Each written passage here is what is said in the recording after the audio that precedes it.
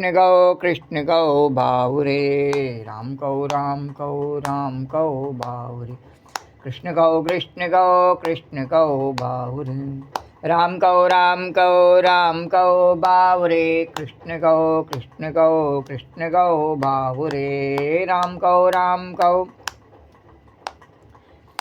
कौ बाहुरे कृष्ण गौ बाहुरे राम गौ बाहुरे कृष्ण गौ बाहुरे राम गौ बाहुरे कृष्ण गौ बाहुरे राम कौ बाहुरे कृष्ण गौ बाहुरे राम कौ बाहुरे कृष्ण गौ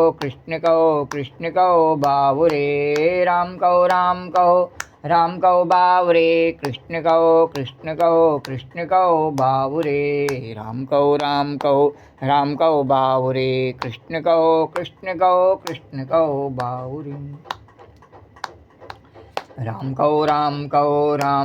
कौ बाहुरे कृष्ण गौ बाहुरे राम कौ बाहुरे कृष्ण गौ बाहुरे ओम गम गणपतये नमो नमः श्री सिद्धि विनायक नमो नमः अष्टविनायक नमो नमः गणपति बाप्पा मोरिया ओम गम गणपतये नमो नमः श्री सिद्धि विनायक नमो नमः अष्टविनायक नमो नमः गणपति बाप्पा मोरिया ओम गम गणपतये नमो नमः श्री सिद्धि विनायक नमो नमः अष्टविनायक नमो नमः गणपति बाप्पा मोरिया ओम गम गणपतये नमो नमः श्री सिद्धि विनायक नमो नमः अष्टविनायक नमो नमः गणपति बाप्पा मोरिया ओम गम गणपतये नमो नमः श्री सिद्धि विनायक नमो नमः अष्टविनायक नमो नमः गणपति बाप्पा मोरिया ओम गम गणपतये नमो नमः श्री सिद्धि विनायक नमो नमः अष्टविनायक नमो नमः गणपति बाप्पा मोरिया ओम गम गणपतये नमो नमः श्री सिद्धि विनायक नमो नमः अष्टविनायक नमो नमः गणपति बाप्पा मोरिया ओम गम गणपतये नमो नमः श्री सिद्धि विनायक नमो नमः अष्टविनायक नमो नमः गणपति बाप्पा मोरिया ओम गम गणपतये नमो नमः श्री सिद्धि विनायक नमो नमः अष्टविनायक नमो नमः गणपति बाप्पा मोरिया ओम गम गणपतये नमो नमः श्री सिद्धि विनायक नमो नमः अष्टविनायक नमो नमः गणपति बाप्पा मोरिया ओम गम गणपतये नमो नमः श्री सिद्धि विनायक नमो नमः अष्टविनायक नमो नमः गणपति बाप्पा मोरिया मंगल मूर्ति मोरिया गणपति बाप्पा मोरिया मंगल मूर्ति मोरिया गणपति बाप्पा मोरिया मंगल मूर्ति मोरिया गणपति बाप्पा मोरिया मंगल मूर्ति मोरिया वक्रतुंड महाकाय सूर्यकोटि समप्रभा निर्विघ्नं कुरु मे देव सर्वकार्येषु सर्वदा तो राम कहो बाहुरे कृष्ण कहो बाहुरे राम कहो बाहुरे कृष्ण कहो बाहुरे राम कहो बाहुरे कृष्ण कहो बाहुरे राम कृष्ण कहो राम कहो बाहुरे कृष्ण कहो बाहुरे राम कहो बाहुरे कृष्ण कहो बाहुरे कृष्ण कहो बाहुरे राम कहो बाहुरे कृष्ण कहो कृष्ण कहो कृष्ण कहो बाबुरे, राम कहो राम कहो राम कहो बाबुरे, कृष्ण कहो कृष्ण कहो कृष्ण कहो बाबुरे। बोलो राजा रामचंद्र भगवान की जय, बोलो कृष्णचंद्र भगवान की जय, बोलो द्वारिकाधीश भगवान की जय, बोलो यमुना मैया की जय। जय जय श्री राधे। ओम श्री परमात्मा ने नमः। कल के कथाक्रम से आगे कन्हैया, कल के कथा प्रसंग में स्वामी अखंडानंद जी द्वारा वर्णित रास पंचाध्यायी के 36वें प्रकरण का वर्णन किया। उससे आगे 37वें प्रकरण प्रथम रास क्रीड़ा का उपक्रम का वर्णन उसी प्रकार भाव श्रद्धा के साथ में करेंगे। श्री राधे गोविंद, श्री राधे गोविंद, भज मन श्री राधे, श्री राधे गोविंद, भज मन श्री राधे, श्री राधे गोविंद, श्री राधे गोविंद, भज मन श्री राधे, श्री राधे गोविंद, श्री राधे गोविंद, भज मन श्री राधे, श्री राधे गोविंद, भज मन श्री राधे, राधे राधे गोविंद गोविंद राधे, राधे राधे गोविंद गोविंद राधे, राधे राधे गोविंद गोविंद राधे, राधे राधे गोविंद गोविंद राधे, श्री राधे गोविंद, भज मन श्री राधे। अरे राधा जो श्याम को सिखाए रही बीणा, राधा जो श्याम को सिखाए रही बीणा, राधा जो श्याम को सिखाए रही बीणा, राधा जो श्याम को सिखाए रही बीणा, राधा जो परम सुजान, श्यामा जो परम सुजान, राधा जो श्यामा जो श्याम को सिखाए रही बीणा, राधा जो श्याम को सिखाए रही बीणा, राधा जो परम सुजान, श्यामा जो परम सुजान, राधा जो श्याम को सिखाए रही। अरे राधे सिखलाते सिखलाते हारी, सीख पाए न मोहन मुरारी, राधे राधे राधे सिखलाते सिखलाते हारी, सीख पाए न मोहन मुरारी, सीख पाए न मोहन मुरारी, राधा जो अरे राधा जो परम सुजान, राधा जो परम सुजान, राधा जो श्याम को सिखाए रही बीणा, राधा जो श्याम को सिखाए रही बीणा, राधा जो श्याम को सिखाए रही बीणा, श्यामा जो श्याम को सिखाए रही।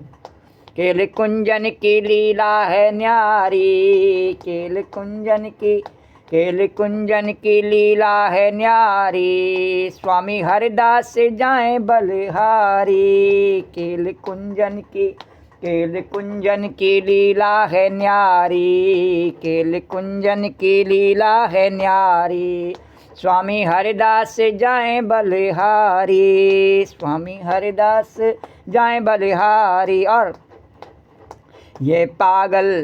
यह पागल करे है बखान, यह पागल करे है बखान, अरे राधा जो श्याम को सिखाए रही बीणा, श्यामा जो श्याम को सिखाए रही बीणा, राधा बोलो श्यामा श्याम सरकार की जय। प्रथम रास क्रीड़ा का उपक्रम। इति श्री शुकवाच इति विक्लवितं तासां श्रुत्वा योगेश्वरेश्वरः प्रहस्य सदयं गोपीराम आत्मा रामोप्यरीमता। राग का उदय होता है, इसका अर्थ है संसार से राग का छूट जाना, भगवान में अनुराग हो जाना, और उसका अर्थ हुआ संसार से राग का छूट जाना। क्योंकि राग की प्रकृति है एक से होता है। राग जो है उसको जब प्रेम जब दृढ़ हो जाता है नहीं तो उसको बोलते हैं राग।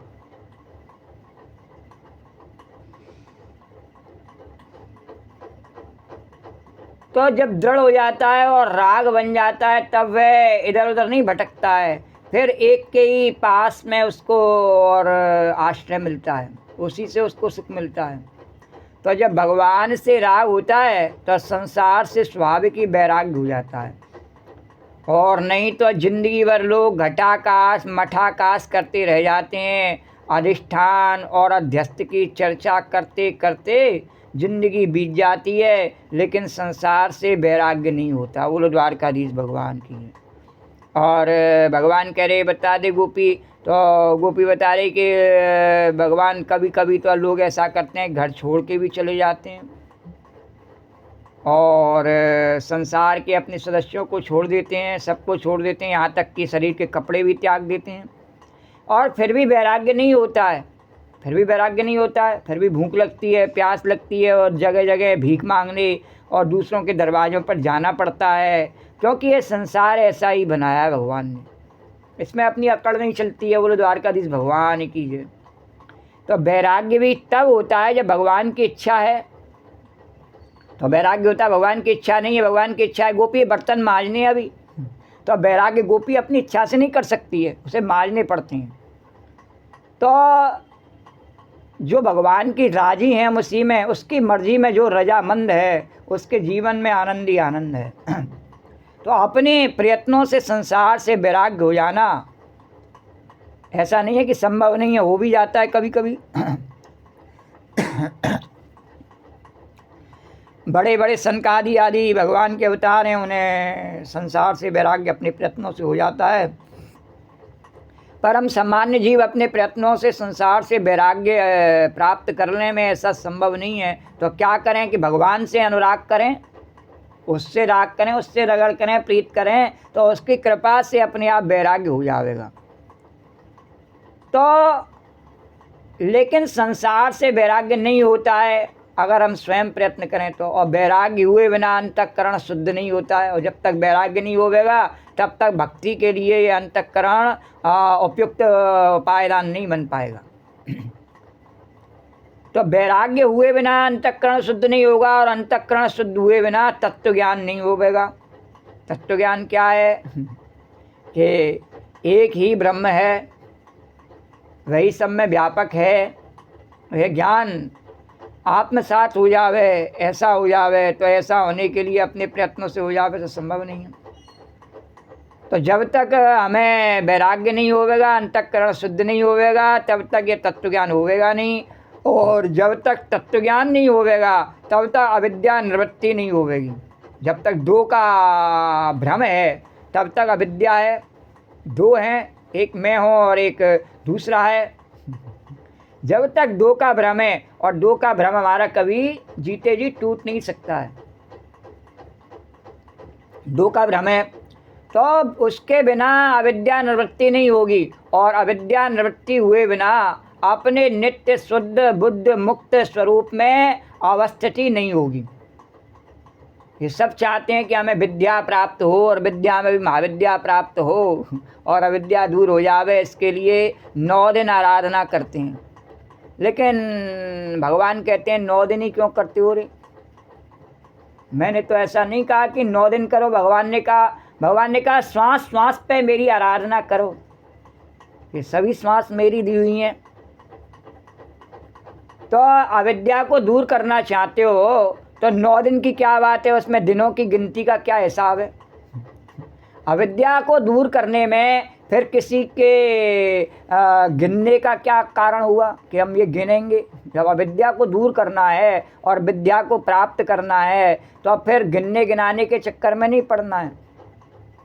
जब तक अविद्या दूर नहीं होगी, कब तक नहीं होगी? जब तक वैराग्य नहीं होगा, शुद्धि अंतःकरण शुद्ध नहीं होगा और तत्व ज्ञान नहीं होगा, उसके बिना अविद्या दूर नहीं होगी। तो क्या करना है? बोलो वैराग्य प्राप्त करना है। तो वैराग्य अपने प्रयत्नों से होगा नहीं, तो अपने प्रयत्नों से हम क्या कर सकते हैं? फिर वही बात घूम के आ गए, अपने प्रयत्नों से प्रभु से राग कर सकते हैं। और राग करने के लिए प्रभु से क्या है कि उनका राग गाने लग जाओ।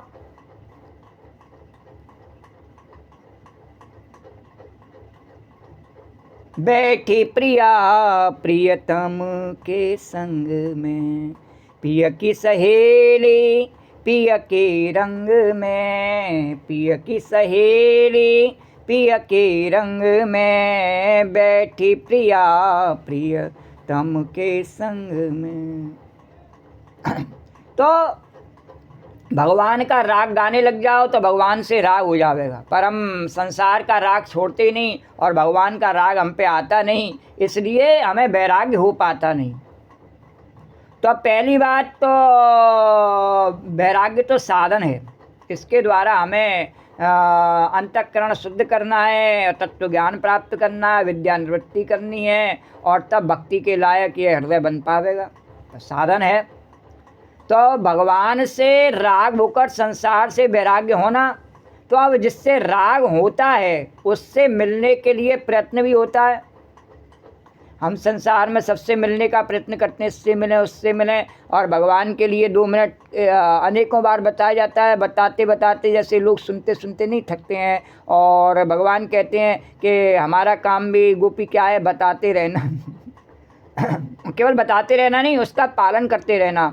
क्या कि एक हनुमान चालीसा भी बोलने के लिए उनके पास समय नहीं है, तो उसके लिए भी वह श्रद्धा से 5 मिनट बैठ नहीं सकता है। भगवान से राग करने के लिए एक हनुमान चालीसा का पाठ भी उसका इतना भी नियम नहीं बना सकता है अपने जीवन में कि मैं कम से कम संसार का कोई काम नहीं करूँगा जब तक 5 मिनट भगवान से बोल नहीं लूँगा, हनुमान चालीसा नहीं कर लूँ। तो हनुमान चालीसा करना उद्देश्य नहीं होता है, भगवान से बोलना उद्देश्य होता है। तो हम भगवान की भाषा तो जानते नहीं, भगवान कैसे बोलता है ना। तो उसकी भाषा जो है नहीं, वो सीखने के लिए भाव की भाषा है। तो भक्तों ने भाव की भाषा में भगवान की स्तुति स्तोत्र वर्णन किए हैं, उनको जब हम बोलते हैं तो भगवान से भाव अटैचमेंट हमारा जागृत हो जाता है। फ्रीक्वेंसी रेडियो की मिल जाती नहीं तो जागृत हो जाता है, भगवान से बातें होने लगती हैं। पर हम ऐसा करते ही नहीं हैं, ऐसा नियम बनाते हैं। जवाब नहीं, भगवान ने कहा जवाब नहीं देना है किसी को, अपने मन में सोचना है। क्या ऐसा नियम हमने बनाया है? रास में तो गोपी की तरह से सब जाना चाहते हैं, सब रास में चलो, पर उसके लिए भगवान के लिए हमारे पास 5 मिनट भी नहीं है बैठने के लिए, बात करने के लिए, और रास में हम जाना चाहते हैं। तो जब गोपियों के मन में श्री कृष्ण से मिलने के लिए राग हुआ, तब उन्होंने कात्यायनी व्रत किया। कल कात्यायनी व्रत की कथा, तो यह धर्म हुआ। तो क्या हुआ कि धर्म हुआ, धर्म के मार्ग से उन्होंने भगवान को प्राप्त किया। ऐसा नहीं है छीन के प्राप्त कर लिया, नहीं, हमारे पास कोई चीज़ नहीं है और हमें इच्छा है उसे प्राप्त करने की, तो हम उसे प्राप्त करने के लिए धर्म के मार्ग पर चलेंगे। क्या धर्म के मार्ग पर चलेंगे? भले ही नहीं हो गए।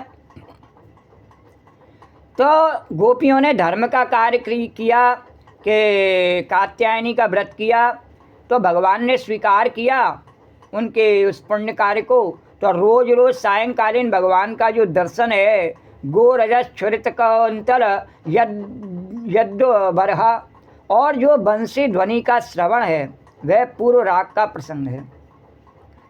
पूर्व राग का भगवान का दर्शन, जब गाय चरा के भगवान आते हैं तो प्रतिदिन गोपियाँ घर से बाहर निकल के अपने हाथों में दिया लेकर के भगवान का स्तवन, भगवान का स्वागत करती हैं,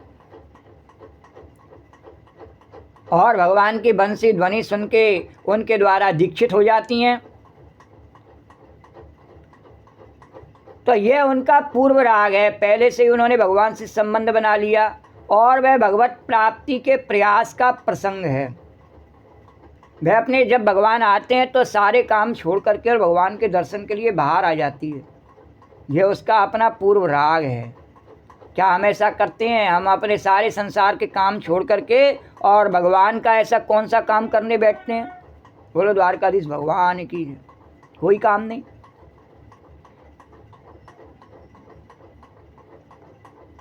तो भगवान की तो भगवत प्राप्ति के लिए उसका प्रयास का प्रसंग है कि उसने भगवत प्राप्ति के लिए प्रयास किया तो उसको वरदान मिला।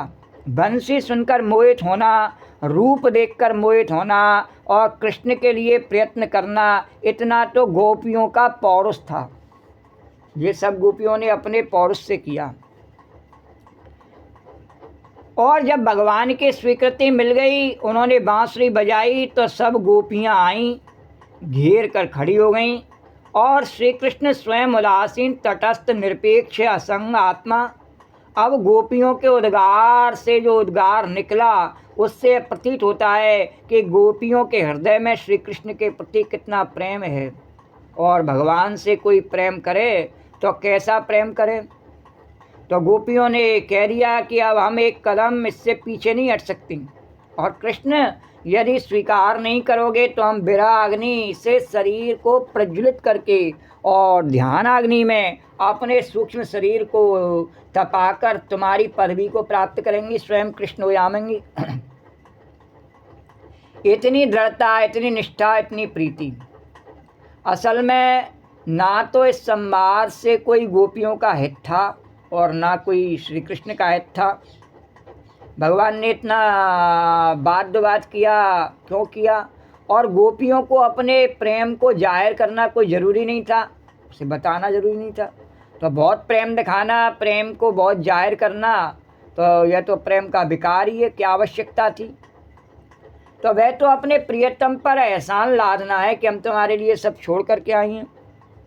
तो यह तो अधूरेपन का ही लक्षण है। तब फिर गोपियों ने यह संवाद क्यों किया?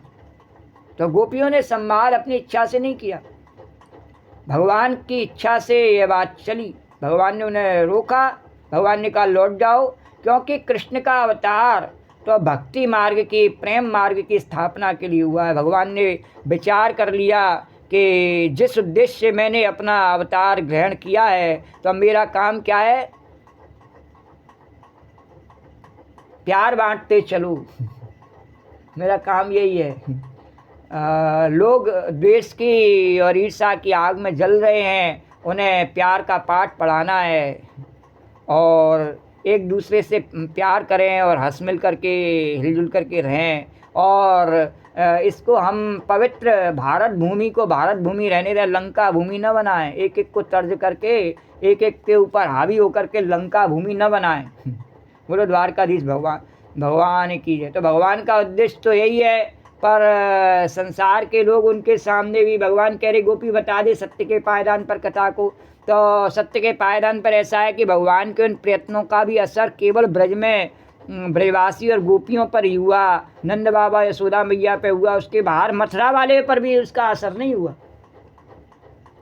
और द्वारका में होना या भारत के अन्य हिस्सों में, कुरुक्षेत्र में होना, और भगवान ने द्वेष और राग को रोकने के लिए कोशिश की और आखिर में उनको महाभारत करवाना पड़ा, अपने परिवार को ही लड़वाए के मरवाना पड़ा। बोलो द्वारकाधीश भगवान की। क्यों? क्योंकि ये संसार प्रेम का ग्राहक नहीं है, ये स्वार्थ से बना हुआ है, काम से। कल बताया कथा के प्रसंग में, पहले भी बताया कि इसकी उत्पत्ति काम से हुई है। बिना काम के कोई इसमें आकर्षण नहीं होता किसी का भी। काम के द्वारा आकर्षण होता है, राम में आकर्षण नहीं होता है। संसार का आकर्षण राम में नहीं है, काम में आकर्षण है। लेकिन भगवान का काम तो जो है प्रेम बांटना ही है, तो वो प्रेम बांटने के लिए आए हैं। तो भगवान ने कहा कोई बात नहीं है, 100 में से, भगवान ने गीता में कहा 1000 में से, लाखों में से कोई एक प्रयत्न करता है, और उसमें भी इतने प्रयत्न करने वालों में कोई एक उस पर दृढ़तापूर्वक चलता है, कष्ट सहन करके। और चलने वालों में भी किसी एक का वो लक्ष्य पूरा होता है, सबका नहीं होता है, अधूरा ही रह जाता है। चलता एक का पूरा होता है, तो फिर भी उसकी कीमत कम नहीं हो जाती है। तो फिर भी मेरा जो अपना प्रभाव है वो कम नहीं होता है। संसार में प्रभाव मेरा ही रहता है, चाहे मेरी ओर आने वालों की संख्या कम हो।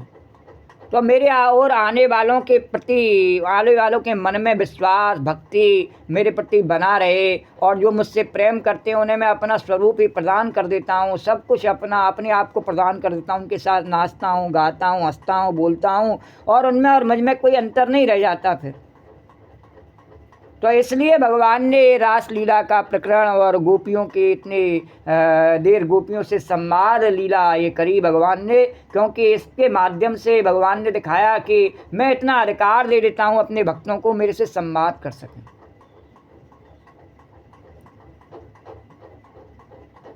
किसी पर अपनी इच्छा, हमारे धर्म में क्या है, किसी पर अपनी इच्छा थोपना नहीं है, वो सहज रूप से स्वीकार कर ले। भक्ति में जबरई नहीं है कि तू इस बात को मान ही ले, अभी अभी तुरंत इस बात को मान, ऐसा नहीं है भक्ति में।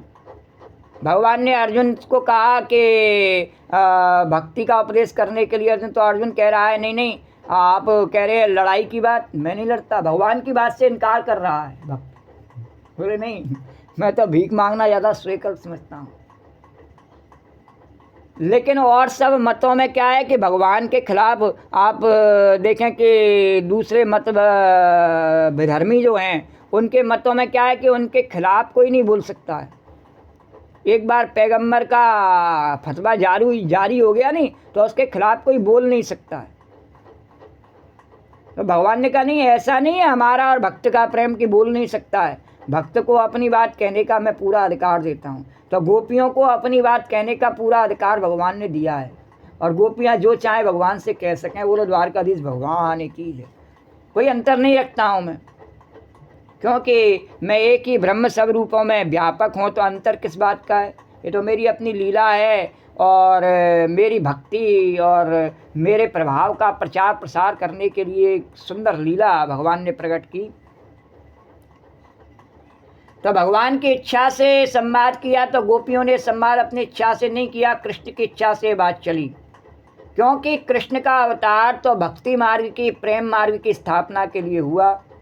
तो भगवान के प्रति लोगों का प्रेम बढ़े, तो कैसे बढ़े ये जाहिर करना जरूरी था। कोई तो उसको संबल चाहिए। जैसे सुंदरकांड में आया कि ए विदनाथ पयोद बधाइए, जइए सुजस लोक त्यों गाइए। आप इस सेतु बंधन का निर्माण करेंगे समुद्र पर, तो आपकी महिमा का गान सदियों तक लोग करते रहेंगे। इस प्रकार से आप में उनका आकर्षण हो जाएगा। भगवान ने काम विजय की लीला करके और अपनी भगवत्ता को प्रकट किया है यहाँ पर। तो इस प्रकार से भगवान में, कृष्ण में आकर्षण कि जो काम से पीड़ित हैं, क्रोध से पीड़ित हैं, लोभ से पीड़ित हैं, मोह से पीड़ित हैं, उनको शांति कहाँ मिलेगी, सुख कहाँ मिलेगा, भगवान के चरणों में मिलेगा। तो कृष्ण को पहले से ही तो लोगों के हृदय में श्री कृष्ण का प्रेम, राग, भक्ति कैसी होनी चाहिए, इसका एक नमूना गोपियों के द्वारा दिखाया। कृष्ण को तो पहले से ही मालूम था कि गोपियों का कितना प्रेम है, और गोपियों का अपना प्रेम जाहिर करने से डर ही लगता था उन्हें। तो वो जाहिर नहीं करना चाहती थी कि प्रेम जाहिर करेंगे तो हमें भी अभिमान होगा और प्रियतम के ऊपर भार होगा और प्रेम झूठा हो जाएगा।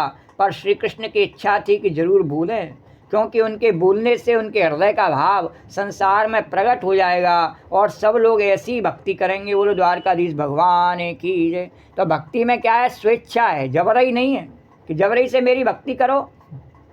नहीं, हमारे धर्म में कहीं नहीं लिखा कि जबरई से मंदिर जाओ, जबरई से फूल चढ़ाओ, जबरई से भोग लगाओ। नहीं, तेरे मन में वो भाव आ जावे, ऐसा करने के लिए मंदिर बनाए गए। तेरे मन में भाव आ जावे, ऐसा करने के लिए मंदिर में झांकी बनाई गई, भोग बनाया गया। ये सब किस लिए बनाया गया, बाहर का आडंबर, कि वो सब मन में भावना आ जावे। लेकिन हम क्या करते हैं, मन के भीतर तो भगवान को लाने का हमारे भीतर विचार ही नहीं आता है। और तो और भगवान के मंदिर में जा मैं तो भगवान के भोग प्रसाद को तो फिर भी जिब्या पर रख ले मैं, पर भगवान का जयकारा लगाने में तो वहाँ भी चूक जाते हैं और इतने हमारे पाप आ जाते हैं कि भगवान की जय जयकार बोलने में भी हम पीछे रह जाते हैं। तो बोलो द्वारकाधीश भगवान की जय, जमुना मैया की जय, जय जय श्री राधे। तो इति विक्लवितं तासां श्रुत्वा योगेश्वरेश्वरा। इतनी गोपियाँ और उनकी इतनी विकलता को सुनकर, विक्लवितं शब्द का अर्थ है विकलता। गोपियों ने प्रेम की विकलता से बात कही थी, होश हवास में बात नहीं कही थी। विक्लवितम शब्द का अर्थ है, श्रीधर स्वामी ने किया है कि प्रेम पारवश्यम प्रलपितम, प्रेम के पराधीन होकर बेहोशी में जैसे कोई बोले, ऐसे गोपियाँ प्रेम परतंत्र होकर के, प्रेम से परवश होकर के, प्रेमाधीन होकर के, विषय होकर के, अनजान विवश होकर के अनजान में सब भूल गई। और योगेश्वरेश्वर श्री कृष्ण ने उसको सुना। श्रुत्वा योगेश्वरेश्वरा, जो संसार को उपदेश देने वाले भगवान हैं, वो गोपियों की बातों को सुन रहे हैं और काट नहीं रहे हैं उनकी बातों को। बोलो द्वारकाधीश भगवान की है। उन्हें श्रेष्ठ बता रहे हैं कि हाँ, इन्होंने मेरी बात काट करके वो श्रेष्ठ उत्तर दिए हैं। तो एक दिन एक गोपी ने भगवान श्री कृष्ण से पूछा, क्यों भूल गई उस दिन? भगवान श्री कृष्ण ने एक गोपी से पूछा, क्यों भूल गई उस दिन? कैसी विकलता थी? बोली विकलता नहीं थी, तुम्हारे ऊपर गुस्सा था। गोपी ने भी बात पलट करके कहा, आपने अभी कहा नहीं, गोपी चाहती नहीं कि उसका प्रेम प्रकट हो, तो उस समय भगवान ने चाहा इसलिए प्रकट किया।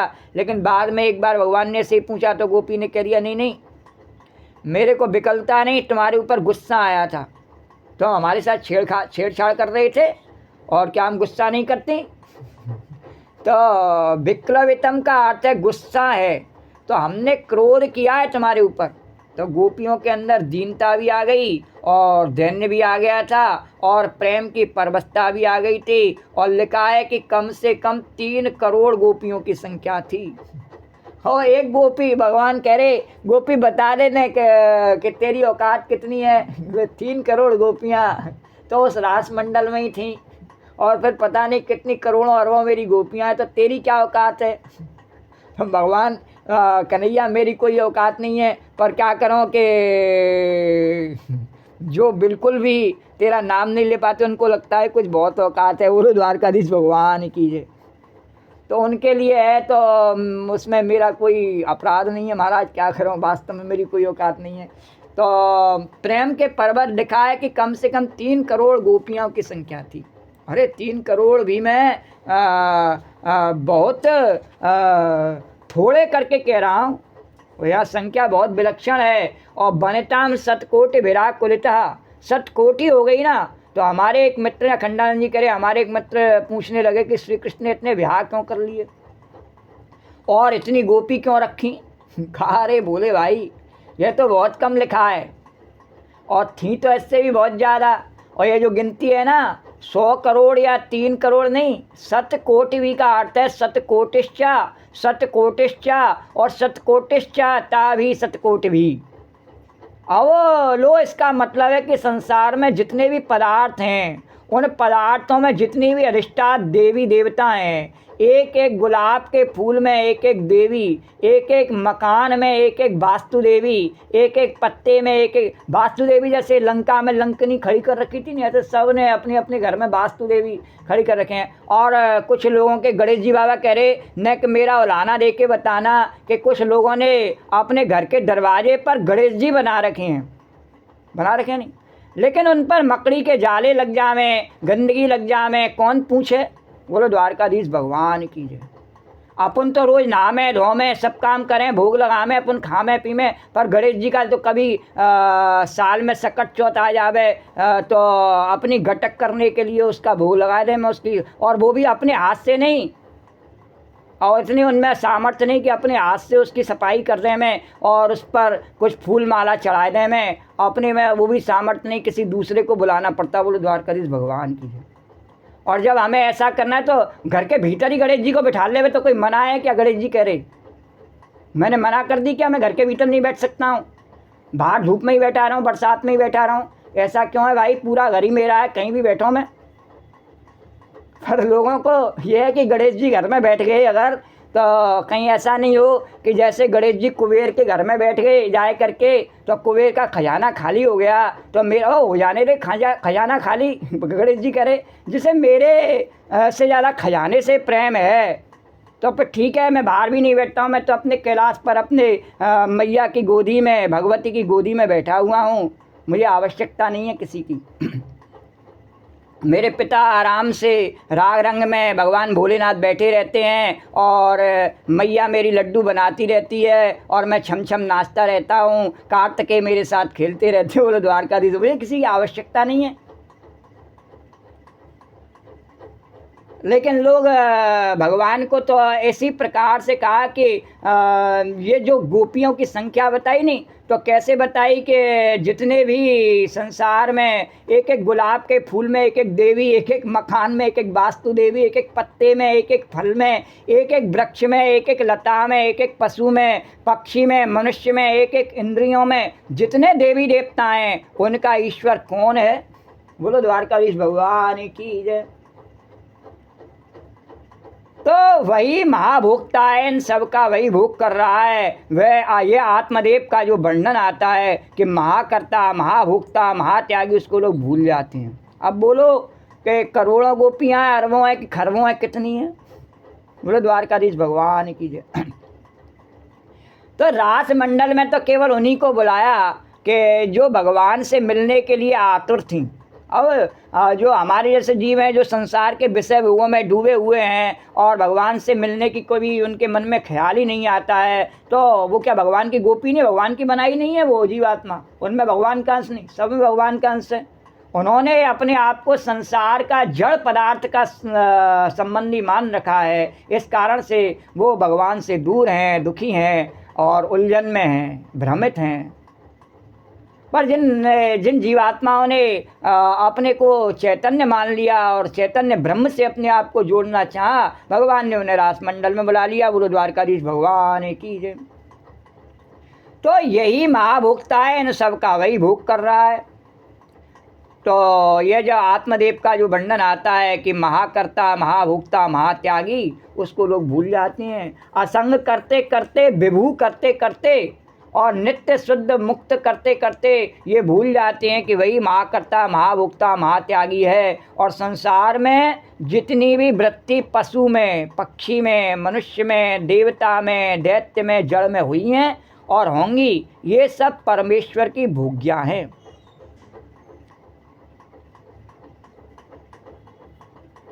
परमेश्वरी भोगता है, नहीं भोगता है? हम कहते हैं हम भोगते हैं संसार में, हम नहीं भोगते हैं। आखिर में परमेश्वरी चाहे धरती बन करके और अपने उसकी कवर में उसको लेटना पड़ता है जा करके, और चाहे अग्नि में, चिता में लेटना पड़ता है, चाहे जल में समाधि लगाई जाती है, चाहे टुकड़ों में बांट करके और पशु पक्षियों की विष्ठा बन जाता है। तो उसको भगवान ही भोगता है, कोई और भोगता है? किसी न किसी रूप में काल रूप से भगवान ही उसको भोगता है। ये बचपन का समय निकल गया, किसने भोगा? काल रूप से भगवान ने भोगा।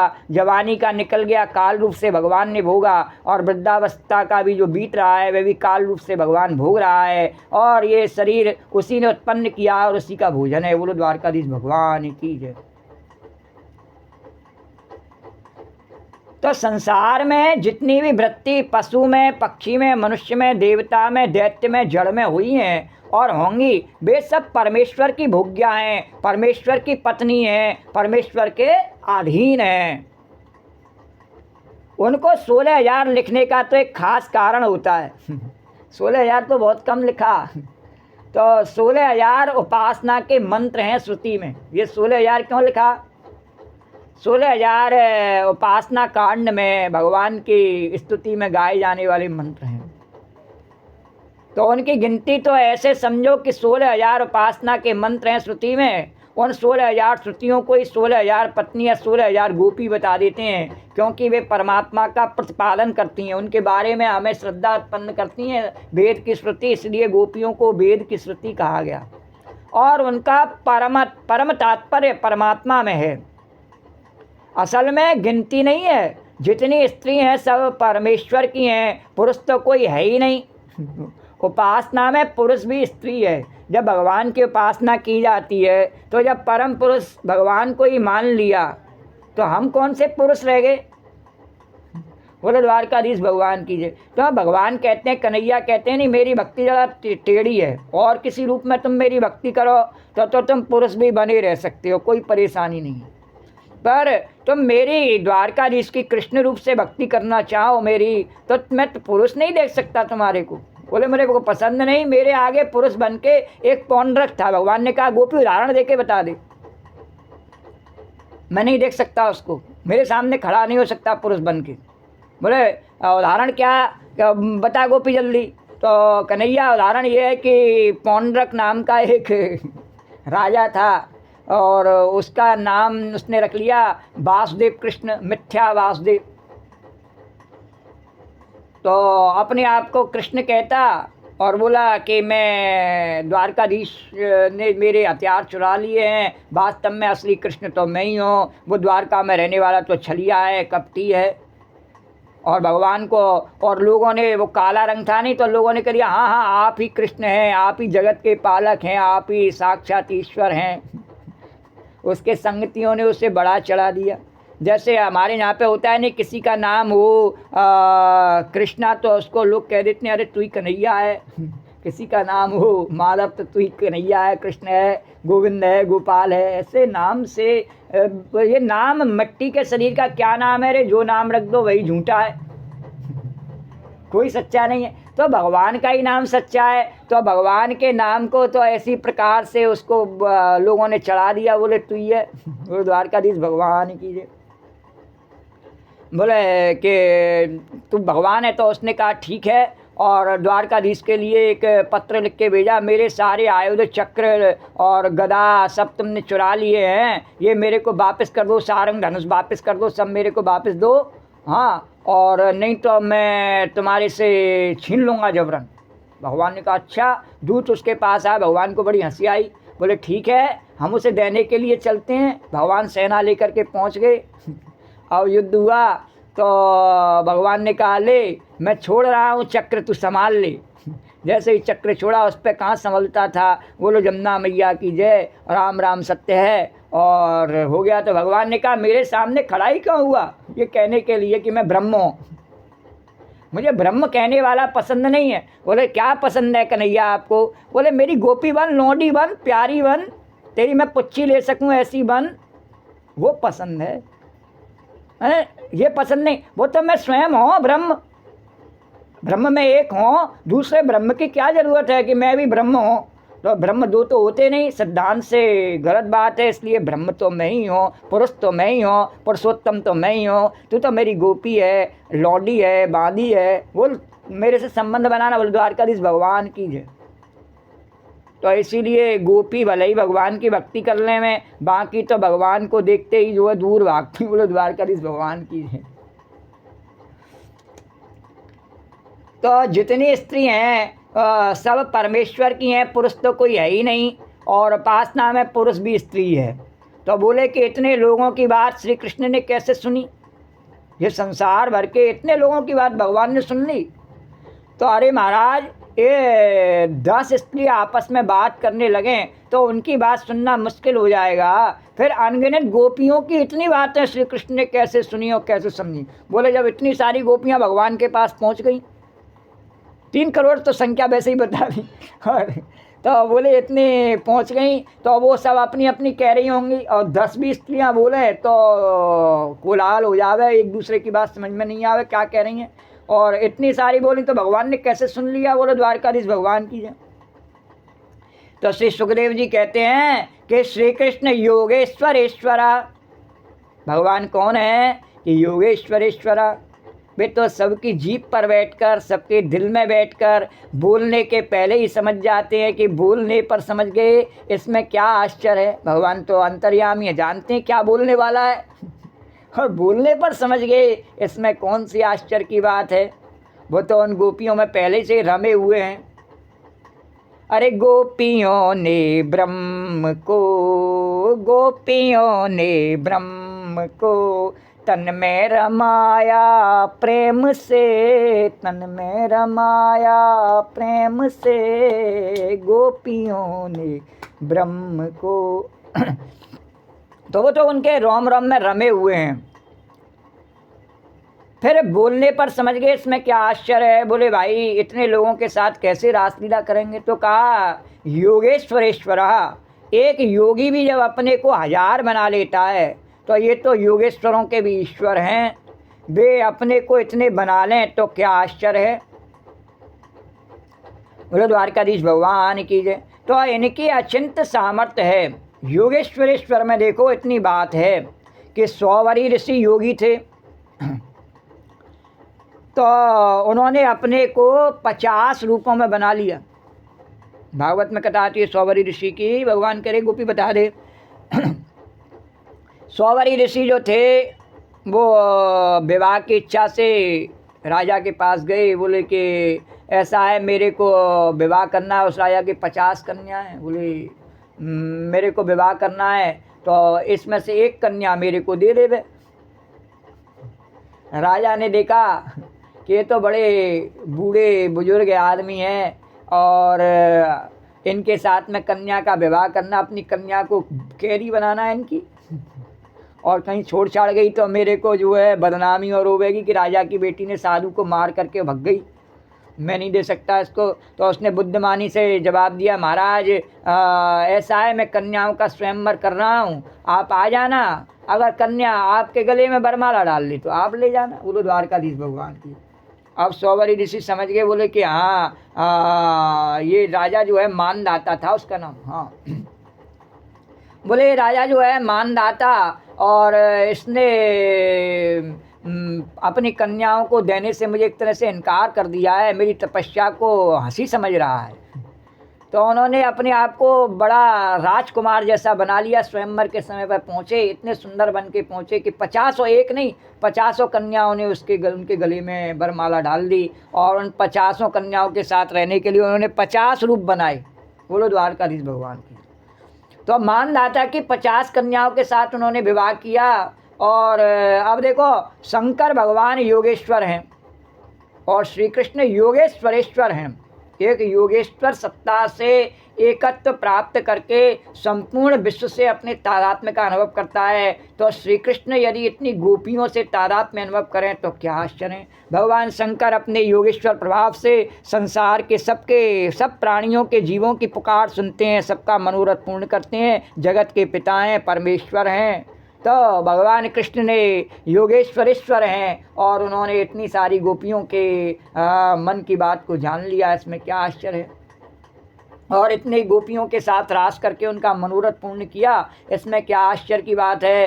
तो योगेश्वरेश्वर है, निरुद्ध वृत्तियाँ जो हैं एकीभूत हो गईं और उनके असंग दृष्टा कृष्ण हैं। नारायण एक आनंद स्वरूप श्री कृष्ण, और ये सब आनंद की वृत्तियाँ। अंगारामंगान्मंतरे माधवो माधवम माधवम चांत्रेणांगनाम इत्थम आकल्पते मंडले मध्यगा सज्जगो भेणुना देवकी नंदना।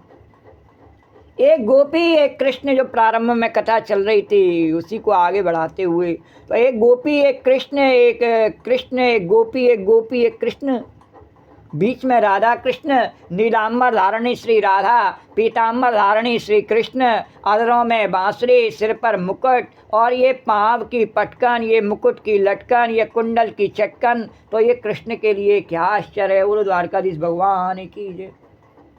तो योगेश्वरेश्वर प्राश्य सदयम गोपी आत्मा रामोप्यरीमता। प्राश्य का भाव कल सुनाया कि उन्होंने कहा कि रोज़ तो तुम लोग उल्टी चाल चलती थी। श्रृंगार शास्त्र में बताया कि कामदेव के 5 बाणों से 5 बाणों में से 3 स्त्री के पास रहते हैं। 3 बाण, 5 बाण है नहीं उसके, जो भगवान शंकर को उसने मारे 5 बाण, तो 3 बाण उसके स्त्री के पास रहते हैं। दुर्लभत्तम च दैन्यम च स्त्रीणाम जाति निवारणा, और तदैवम पच्यमाणश्च मन्ये परम आयुधम। ये कामदेव के 3 हथियार हैं जो स्त्री के हाथ में उन्होंने पहले ही सौंप दिया है, स्त्री के माध्यम से पुरुष पर चलाए जाते हैं। एक तो क्या कि दुर्लभ होना, अरे स्त्री की बात नहीं है, आप देखेंगे बंदर, कुत्ते या और अन्य गाय बैल, अन्य समाजों में भी अन्य प्रकार की जो जातियां हैं नहीं जीव हैं, उनमें भी हम देख सकते हैं कि स्त्री क्या है कि दुर्लभ है, यानी उसके लिए जोड़ी बनाना दुर्लभ है। बोलो द्वारकाधीश भगवान की है। बोले दुर्लभ होना और वाम पक्ष में होना, माने उल्टी चाल चलना, जैसे कि कहो कि हमारे साथ चलो तो मना कर दे, और कहो कि मत चलो तो चलने के लिए तैयार है। घर खोद दे तो नाय निगोड़े लीपोंगी, लीप दे तो नाय निगोड़े खोदूंगी। ये उसका स्त्री का दूसरा हथियार।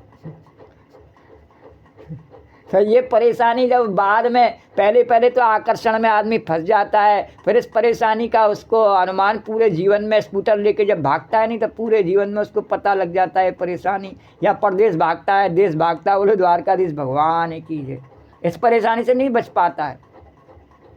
बोले दुर्लभ से तो सुलभ हो जावे भले ही, पर ये जो उसका जो स्वभाव है वामपना, वाम पक्ष और टेढ़ापन, बोले इससे मैं बच नहीं सकता हूँ, इसलिए घर छोड़ छोड़ के आदमी बाहर भाग जाते हैं। बोलो द्वारकाधीश भगवान की है। तो भगवान कह रहे गोपी कथा को सत्य के पायदानों पर आगे बढ़ाते हुए, हाँ तो कन्हैया ठीक है, कभी कभी मैं कमज़ोर पड़ जाती हूँ, क्या है तेरी माया है, इसके कारण से एक जैसा हमेशा विचार नहीं रहते, एक जैसा मन की स्थिति नहीं रहती, शरीर की स्थिति नहीं रहती, तो तेरी आज्ञा का उतना पालन नहीं कर पाती हूँ, लेकिन वैसे मैं सत्य के पायदान पर ही कथा को आगे बढ़ाती हूँ। बोलो द्वारकाधीश भगवान की।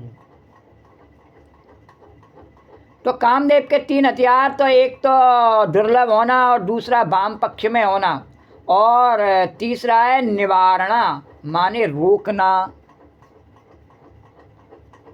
रोकना क्या, कोई भी काम करने जाओ, अभी मत जाओ, बैठ जाओ, द्वारकाधीश भगवान की। जाते जाते पे अरे 1 मिनट रुको, अभी ये रह गया, वो रह गया, रोकना।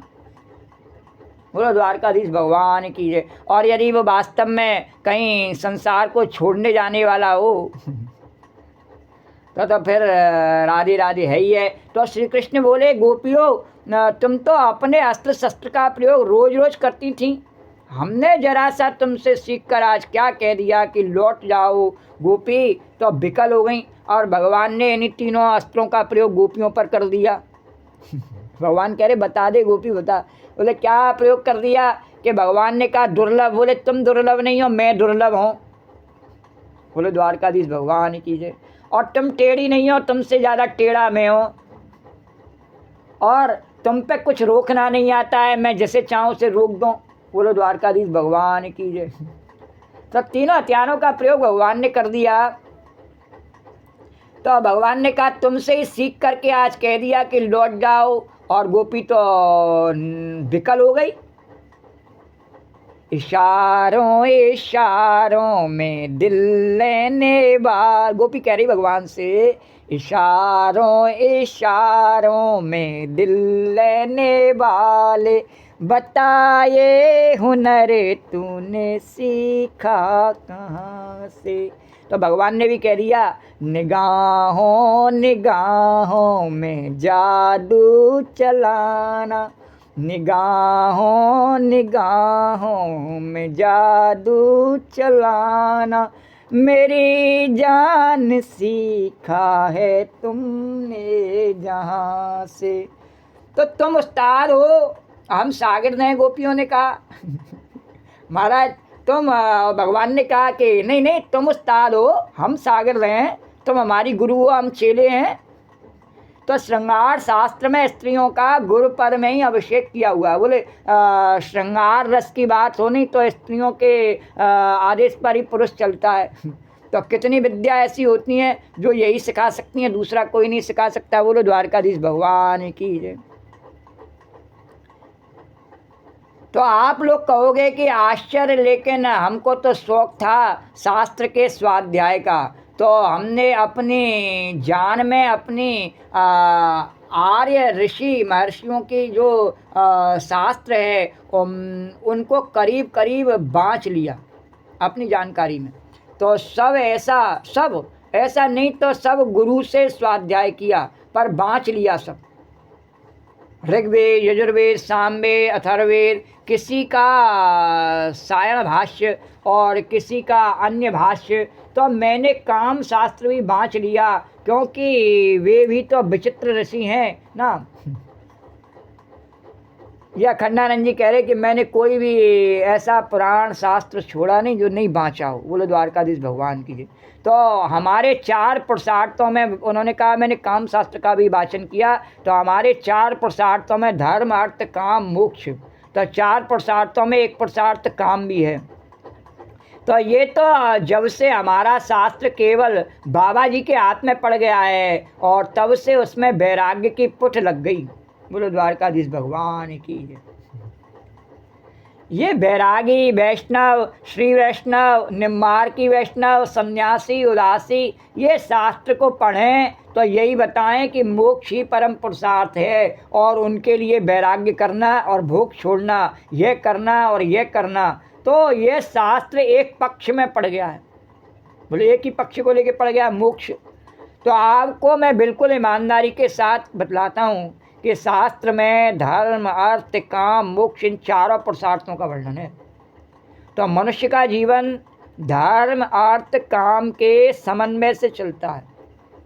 अगर धर्म में अति कर देगा तो अर्थ और काम से वंचित होगा, स्वाभाविक है। भगवान करे कथा सत्य के पायदानों पर आगे चलनी चाहिए। और खंडानंद जी भी जो प्रवचन कर रहे हैं उसमें क्या है कि ऐसा कहीं है ही नहीं कि कोई उंगली उठा सके। तो वो कह रहे कि जो चारों पुरुषार्थ हैं जीवन में उनका समन्वय होना चाहिए। तो अगर धर्म में अति कर देगा तो अर्थ और काम से वंचित होगा। अगर अर्थ में अति कर दी तो भोग छूट गया, हाँ कमाने में ही लगा रहेगा तो भोग क्या करेगा, भोग छूट गया। और अगर अर्थ और काम से वंचित होगा तो अगर अर्थ में अति कर दी तो भोग छूट गया और उधर दान, व्रत, तप सब छूट गया और वो भी नहीं कर सका। और भोग की अति की तो उधर अर्थ भी गया और धर्म भी छूटा, केवल भोगने में ही पड़ गया। बोलो द्वारकाधीश भगवान की जय। तो अब गृहस्थों के गुरु तो काम इन तीनों का समन्वय करके चलता है।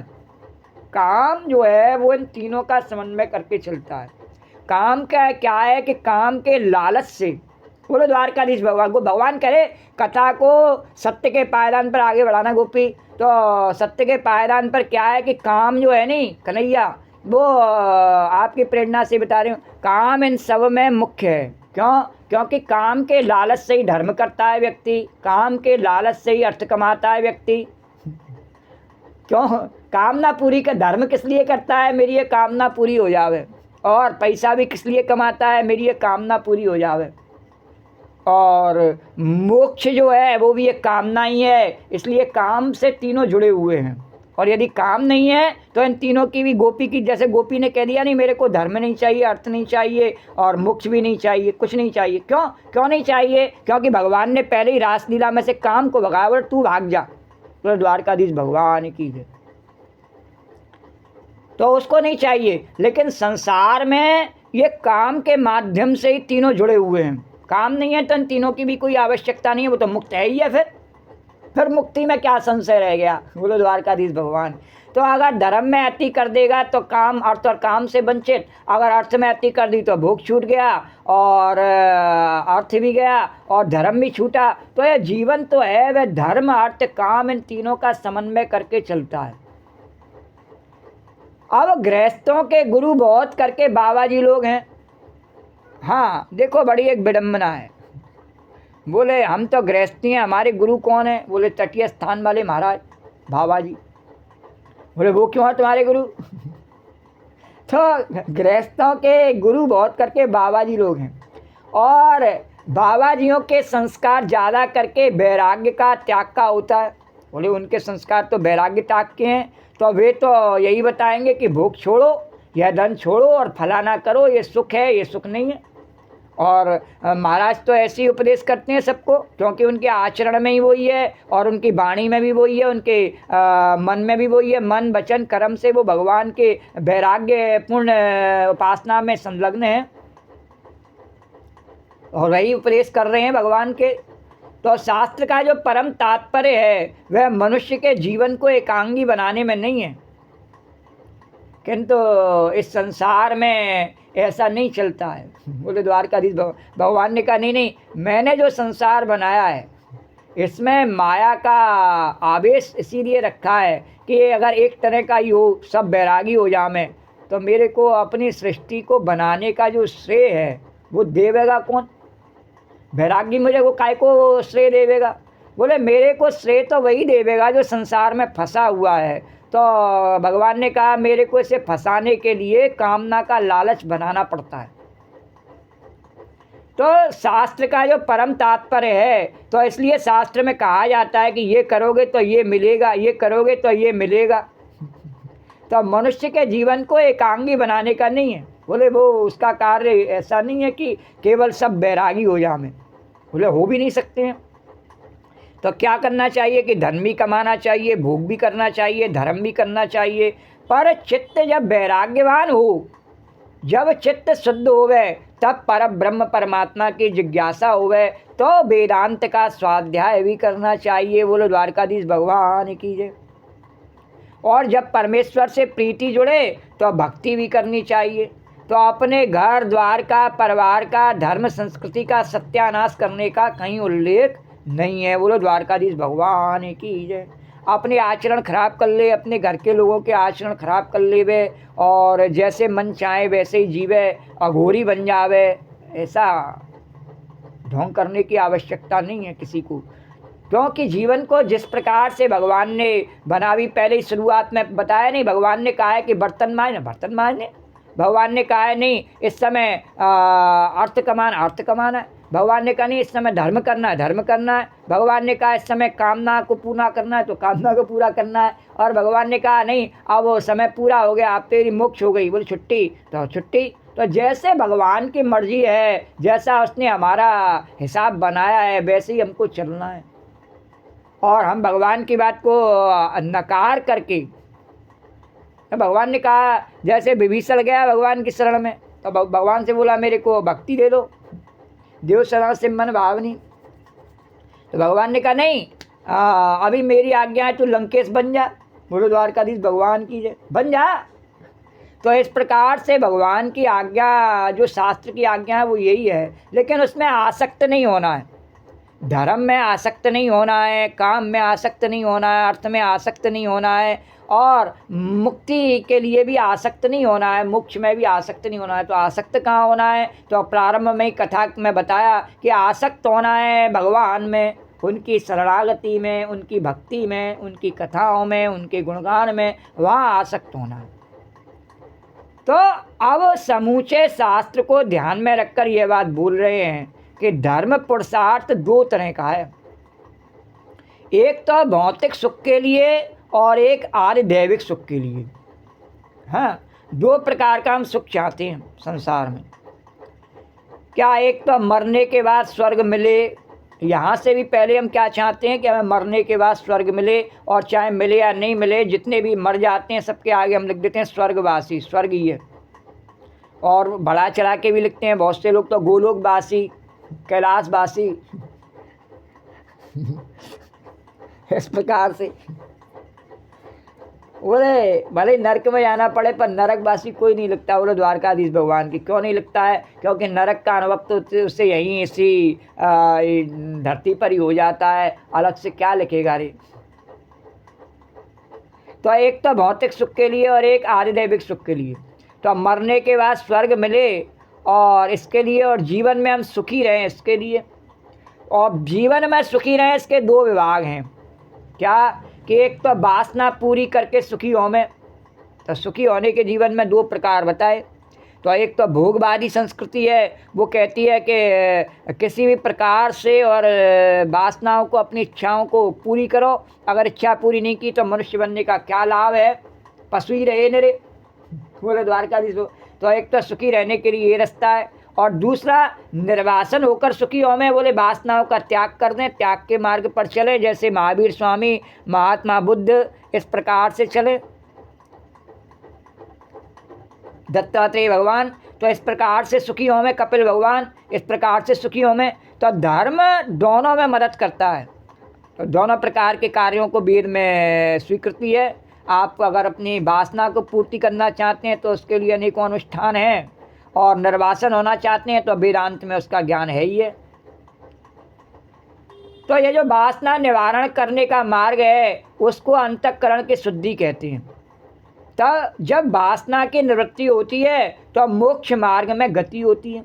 अब देखो, यह जो काम पुरुषार्थ है, यह जब संसार में होता है तब उसे काम कहते हैं। तो उसे क्या कहते हैं? काम। और बिल्कुल यही वृत्ति जो पत्नी की अपने पति के प्रति होती है, वही वृत्ति जब जीव की ईश्वर के प्रति होती है तो उसका नाम हो जाता है प्रेम। इस प्रकार काम पुरुषार्थ के दो भेद हैं, एक अशुद्ध काम और एक शुद्ध काम। तो अशुद्ध विषय में हड्डी मांस आदि में जो संलग्न है उसको अशुद्ध काम कहते हैं, और जो परमेश्वर में संलग्न है उसको शुद्ध काम कहते हैं। तो शुद्ध काम पुरुषार्थ का नाम ही प्रीति है। तो हमें कौन सा काम करना है? बोले भगवान से प्रेम करने का जो काम है उसको पुरुषार्थ कहा गया। और अशुद्ध काम का नाम है काम, उसको कहा गया काम, तुच्छ काम, पुरुषार्थ नहीं है वो। तो लोगों में अशुद्ध काम भी होता है, शुद्ध काम भी होता है। अब यह जो भक्ति है ये कहाँ है? तो बोले मोक्ष पुरुषार्थ में है कि धर्म पुरुषार्थ में है भक्ति? धर्म का पुरुषार्थ करने से भक्ति मिलेगी कि बाद में जब मोक्ष प्राप्त होगी तब भक्ति प्राप्त होगी? कि काम पुरुषार्थ में या भगवान से कामना जोड़ लेने से भक्ति मिल जाएगी? तो कहते हैं कि भक्ति की गति बिल्कुल विलक्षण है। तो भक्ति जहाँ तक क्रिया में है वहाँ तक धर्म है। जब तक हम भक्ति को अपनी क्रिया में रखते हैं नहीं, जैसे कि हमें मंदिर जाना है, हमें भगवान पे दूध फूल चढ़ाना है यमुना मैया पे, और हमें जप करना है, हमें गीता पढ़नी है, भागवत पढ़नी है, दान करना है, पुण्य करना है, परिक्रमा करनी है, तो जब तक हमारी ये क्रिया में है भक्ति, या गैया की सेवा करनी है, ब्राह्मणों की सेवा करनी है, ब्राह्मण भोजन कराना है, या जो भी हमें जिस प्रकार से भी हमें प्याऊ लगानी है, जो भी हम क्रिया करते हैं धर्म के लिए, तो जब तक क्रिया में है तब तक वो क्रिया है भक्ति, तब तक वो क्या है? धर्म है। उसको क्या बोलते हैं? धर्म। जब तक हम अपनी क्रिया के द्वारा भक्ति करते हैं। और भाव में जहाँ धर्म आया, माने धर्म अंतरंग होते ही भक्ति हो गया। पर अब क्रिया में हो या नहीं हो, मेरी भावना में ये बात आ गई कि मेरे को ऐसा ही जीवन जीना, इसी प्रकार से रहना है, तो फिर मैं क्रिया से करूं या नहीं करूं, वो भाव से अपने आप भक्ति हो गया। और धर्म जहाँ चांदी सोना नोट के लिए है, अर्थ के लिए है, वहाँ लौकिक है। अनुष्ठान किस लिए किया? कि मेरे को बढ़िया, मेरा व्यापार चले, बिजनेस बढ़िया चले, मेरा इसलिए कथा कराई, आयोजन कराया, अनुष्ठान किया, यज्ञ किया, तो तब तक वो क्या है? लौकिक है।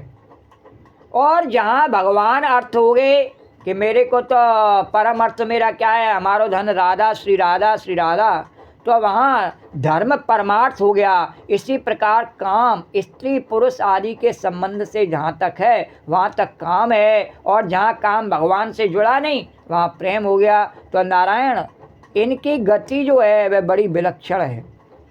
तो यह भी बात है कि सामान्य रूप से ग्रंथों में कोई बाँच जाए तो उसके ध्यान में ये बातें आती भी नहीं है। हम वैसे ही इसको रट्टू तोते की तरह कोई ग्रंथ पढ़ें तो क्या ध्यान में आ जाती हैं? बोलो बात, बोलो द्वारकाधीश भगवान की जय।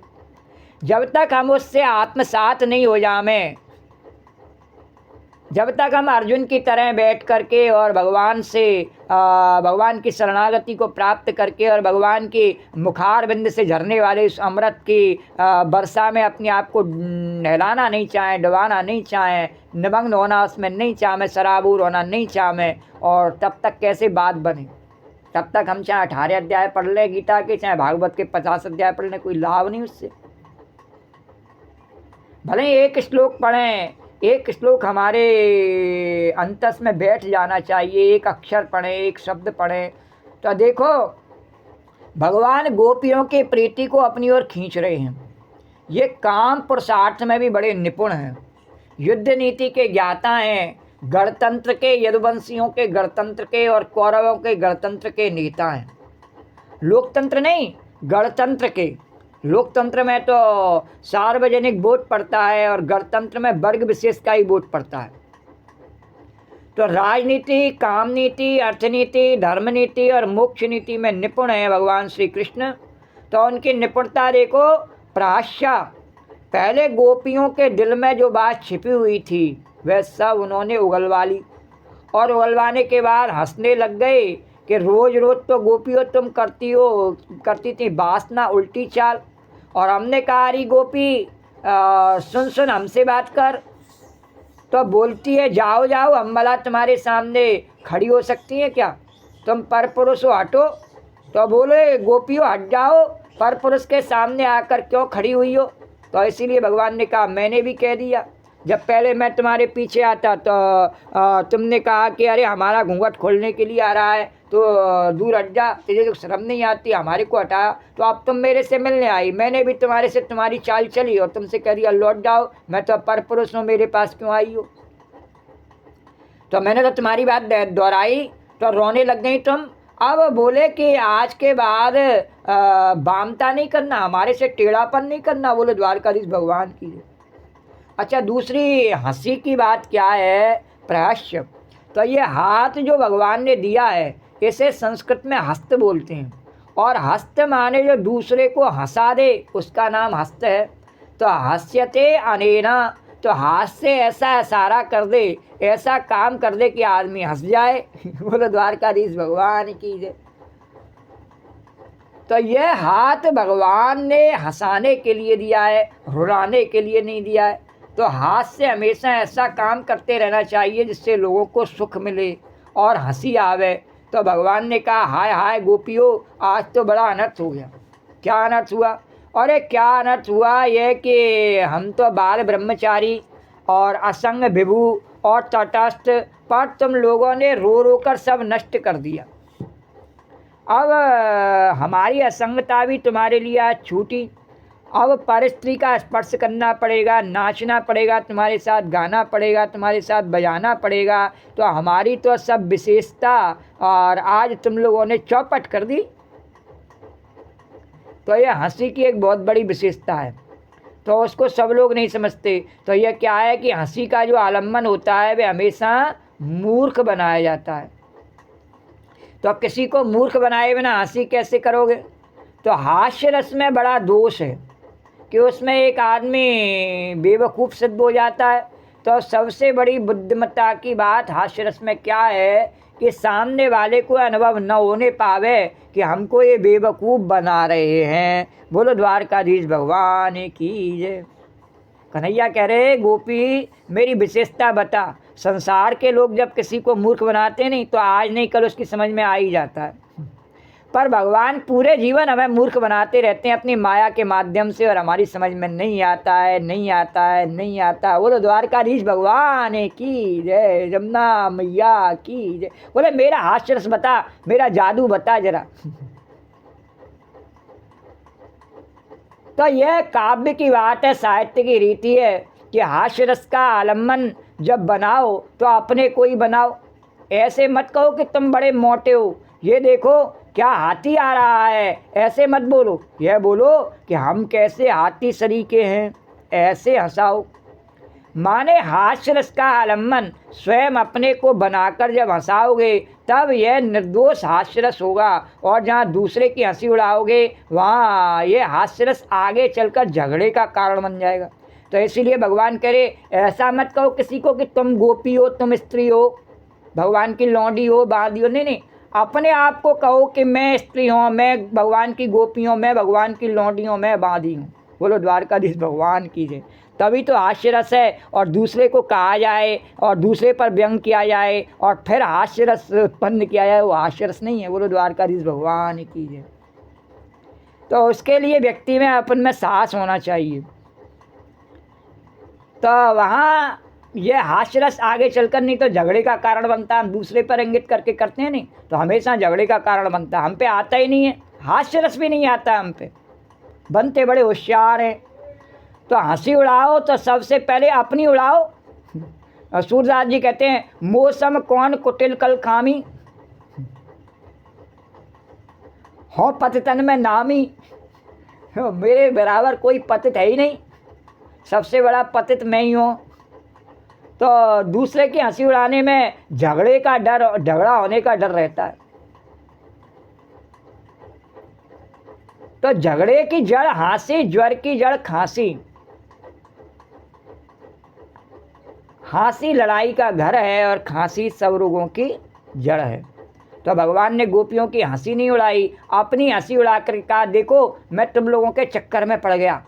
हमारी असंगता गई, हमारा ब्रह्मचर्य, हमारा वैराग्य गया, कला की साधना जो बांसुरी बजा रहा था एकांत में खड़े होकर वह अलग गई, और तुम लोग तो बाबा छा गई हमारे ऊपर, बस अब तुम हो गोपियों। बोलो द्वारकाधीश भगवान की जय। तो अपने आप गोपियों की हंसी उड़ गई। बोलो द्वारकाधीश भगवान। कन्हैया कह रहे बता मैंने गोपियों की हंसी कैसे उड़ाई। गोपी बता देने कि भले ही तेरा अपमान हो उसमें कोई, मैंने कहा मेरा काय का अपमान है भगवान, चाहे मैं तो तेरी वहीं लौंडी दासी, चाहे जूठी मारे और चाहे पुचकारे, मेरे को कोई फर्क नहीं पड़ता इस बात से। तो भगवान ने कहा शाबाश गोपी, इसी बात पर तेरी एक और पूछी तो हमारी असंगता, भगवान ने कहा हमारा ब्रह्मचर्य, हमारा वैराग्य गया, कला की साधना जो बांसुरी बजा रहा था एकांत में खड़े होकर वे अलग गई, तो तुम लोग तो बाबा छा गई हम पर, अब तुम हो गोपियो। तो प्रहस्या सदैव गोपी राम आत्मा रामोप्यरीमतः। तो बोले भला भगवान ने ऐसा क्यों किया, तो अपने को ही उपहास का पात्र बना दिया। तो स्वयं भगवान सारी सृष्टि का निर्माता और स्थापयिता, संहर्ता, कर्ता, हर्ता, धर्ता भगवान जो कहते हैं कि सदैव, तो गोपियों की दशा देखकर उनके हृदय में दया आ गई और इसलिए उन्होंने ऐसा किया। बोले द्वारकाधीश भगवान की जय। जैसे एक बार नारद भगवान कह रहे सत्यता के पायदान पर कथा को आगे बढ़ाते हुए, तो नारद जी को देख के भगवान को दया आ गई। जिस समय नारद जी जो है आए के वहाँ से जब विश्व सुंदरी से विवाह करना चाहते थे, विश्व मोहिनी से, और जब नहीं हुआ और अपने आप को जब खिंचाने हो गए नारद जी और भगवान के पास श्राप देने के लिए आए और नारद जी भगवान को श्राप देने लगे, तो भगवान ने उनके सब श्रापों को स्वीकार कर लिया। बोले मेरे बाप कोई बात नहीं है, मैं तेरे सब श्राप स्वीकार करता हूँ। बोले द्वारकाधीश भगवान की। अपने आप को उपहास का पात्र बना लिया। भगवान से नारद जी कहते हैं कि अरे तुम तो किसी का भला देख ही नहीं सकते हो, किसी पर कुछ ही रहने नहीं देते हो, सब छीनना तुम्हारी आदत है। समुद्र मंथन किया तो महादेव जी को पागल करके और जहर पे पाई दिया, और कौस्तुभ मणि अपन ने ले ली नहीं, लक्ष्मी अपन ने ले ली नहीं, और राक्षसों को जो है मदरा पिलाई दी नहीं, मोहिनी से उन्हें बहला दिया। बोले तुम्हारा काम ही ऐसा ही है, और किसी को अच्छा काम करते तुम्हें अच्छा नहीं लगता है। बोले द्वारकाधीश भगवान की जय। सब में विघ्न डालते रहते हो। इस प्रकार से भगवान को कहा कि तुम्हारे कोई मोह नहीं है, कोई ममता नहीं है। तो कहा तो सब सही बात, पर भगवान ने कहा ठीक है हाँ नहीं है मेरे कोई भी, और आप बड़े इस समय कष्ट में है, बताइए आपकी क्या सेवा करूं, किस प्रकार से आपको सुख मिले नारद जी, ऐसा करो मैं। बोलो द्वारकाधीश भगवान की जय। तो गोपियों की दशा देखकर उनके हृदय में दया आ गई इसी प्रकार से, और इसलिए उन्होंने ऐसा किया। तो संस्कृत के जो पंडित लोग हैं वे सदयम शब्द को एक दूसरी तरह से भी बताते हैं कि सदयम सद अयम अय स्वभावगो बिरिमा यत्र, माने अब रास लीला का प्रारंभ करने के लिए उन्होंने हंसी से मंगलाचरण किया। बोले अब रास रस के वर्णन का प्रथम चरण आरंभ हुआ। बोले काय से हुआ कि हास्य रस से। तो अब आपको सुनाते हैं आत्मा रामोप्यरीमतः।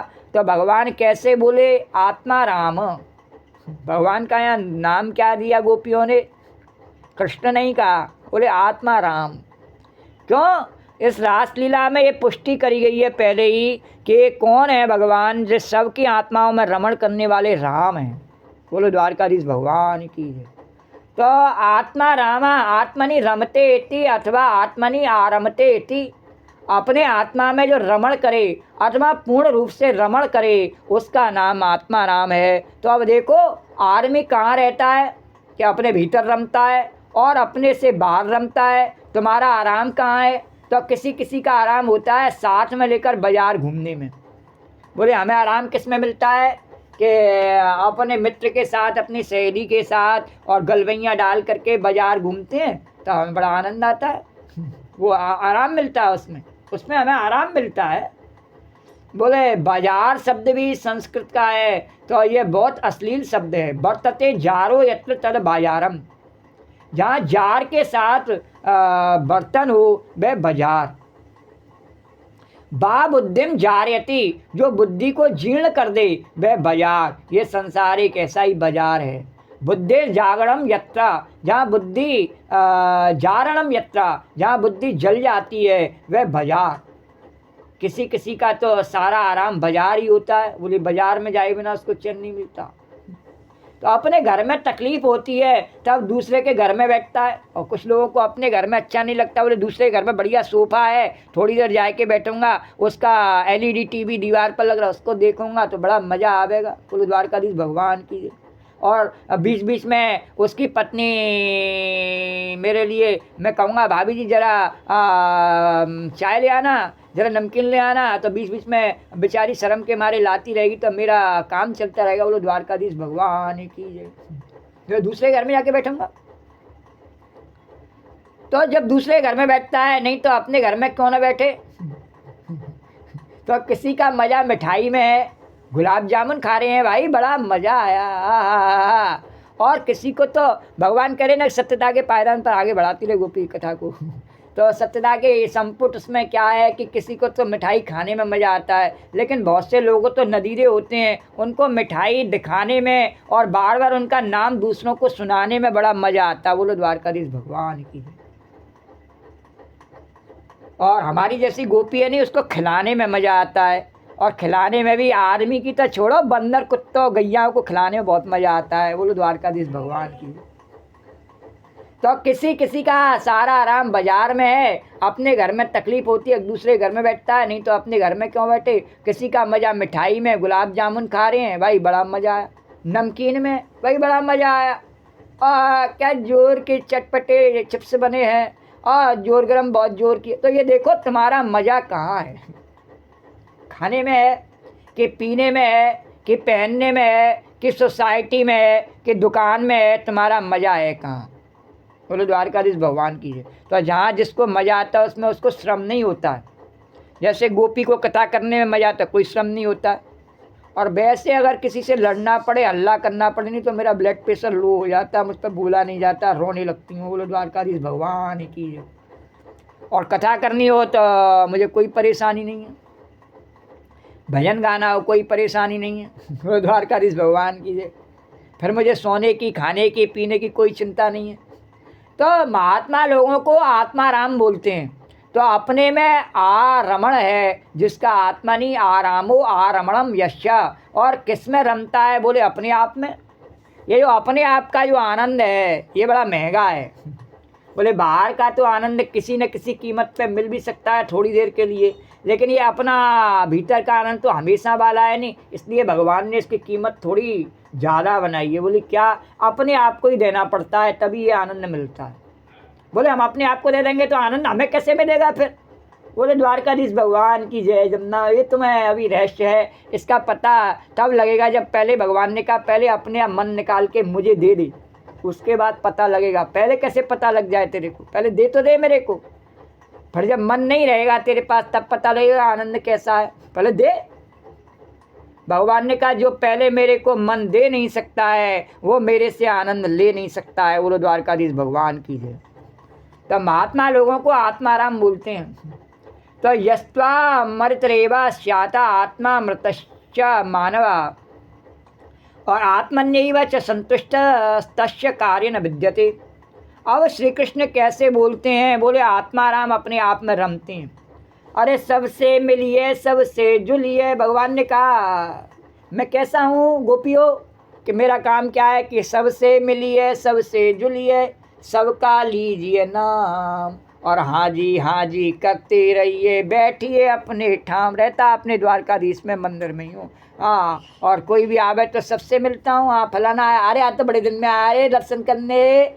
कहाँ रह गया, बोले मैं थोड़े दिन के लिए बम्बई चला गया था, दुबई चला। अच्छा वहाँ भी दर्शन करने जाता नहीं। वहाँ तो सवेरे शाम मेरे को दोनों समय बच्चे मेरी ऐसी सेवा करते, कहीं जाने आने नहीं देते। बोले द्वारकाधीश भगवान की।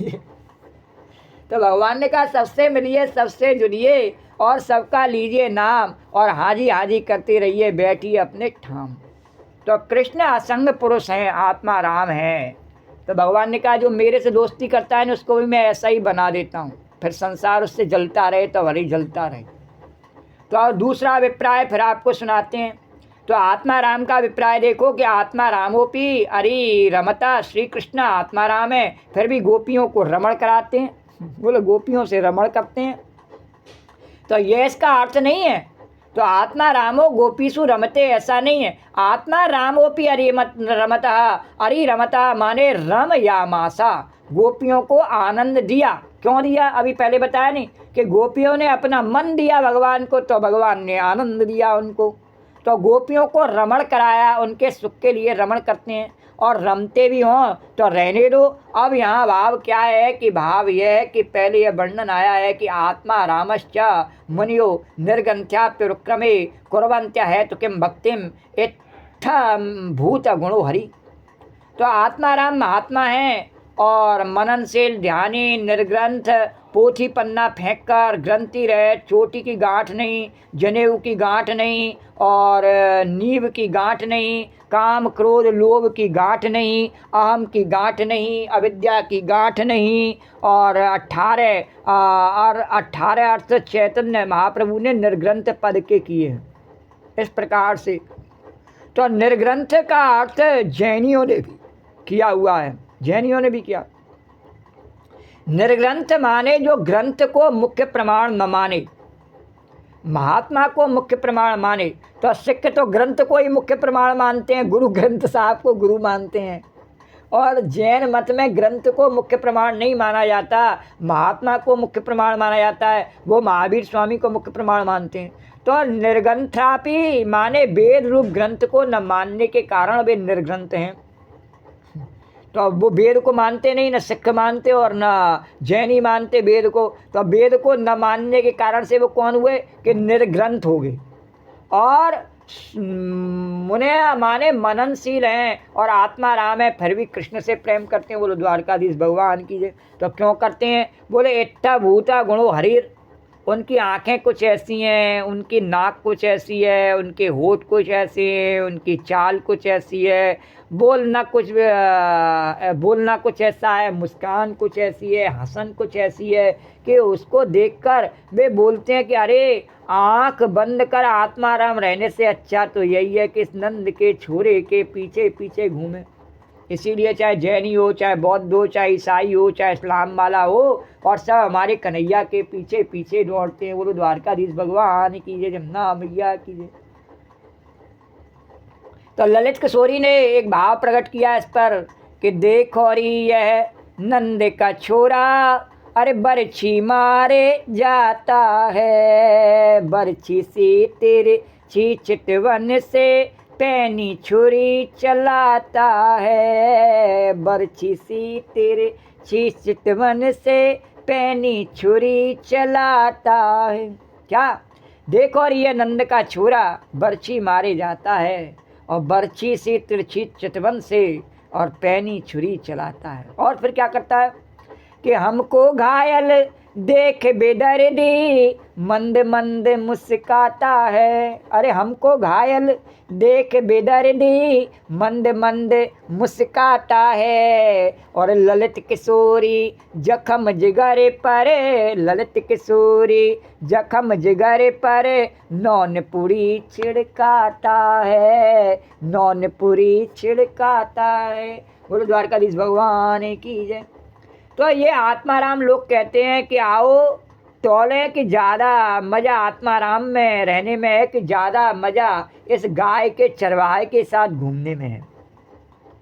बोले आत्माराम में रमण करने में, अपने आप में रमण करने में ज़्यादा मज़ा है कि भगवान के गुणगान करने में, उनकी लीलाओं के साथ में अपने आप को जोड़ देने में इतना आनंद है। तो उन्होंने ये निश्चय किया कि इत्थम भूता गुणो हरि, कि ऐसे ऐसे इसमें गुण हैं भगवान में, ऐसी उदारता, ऐसी सूरता, ऐसी कोमलता, ऐसी भक्तवत्सलता, ऐसी प्रेम परवशता, और उधर ऐसी निर्गुणता, ऐसी असंगता, ऐसी महात्मता, ऐसी जीवन मुक्ति इसमें है कि हमारा मन तो यही होता है कि ध्यान समाधि छोड़ करके इसके पीछे पीछे घूमे। बोलो द्वारकाधीश भगवान की जय। तो उनको अपनी आत्मा की अपेक्षा भी ज़्यादा आनंद, ज़्यादा सुख, ज़्यादा रस बाहर भीतर के भेद से रहित श्री कृष्ण में आता है। तो आँख बंद करने पर समाधि का मज़ा आता है और आँख खोलने पर विषय का मज़ा आता है, परंतु कृष्ण का मज़ा तो खुली आँख से भी है और बंद आँख से भी वही है। अरे खुली पलक में झूठा गुस्सा, बंद पलक में प्यार। तो भगवान का कैसा हिसाब है कि जीना भी मुश्किल, मरना भी मुश्किल। तो भगवान से इसीलिए कहते हैं, कोई भगवान कहते हैं यहाँ मत आना, एक बार आ गया तो फिर तेरा जाना मुश्किल है। तो महात्माओं ने कहा यही बढ़िया है, और तो महात्माओं को लगा यही बढ़िया है, और महात्मा लोग श्री कृष्ण के पीछे पड़ गए। बोले जीना और मरना तो सबका ही मुश्किल है, तो जब मुश्किल तो हर हाल में है, इस मुश्किल में कम से कम अपने प्रियतम का प्यार तो है, बाकी सब मुश्किलों में तो संसार की धुतकार के अलावा और कुछ नहीं। हर काम में मुश्किल है, लेकिन और उन मुश्किलों में संसार की धुतकार है, पर इसमें मुश्किल तो है, पर मुश्किल के साथ में कन्हैया का प्यार है। बोलो द्वारकाधीश भगवान की जय। तो किस किस को चाहिए कन्हैया का प्यार? कन्हैया बोले गोपी किसी को नहीं चाहिए।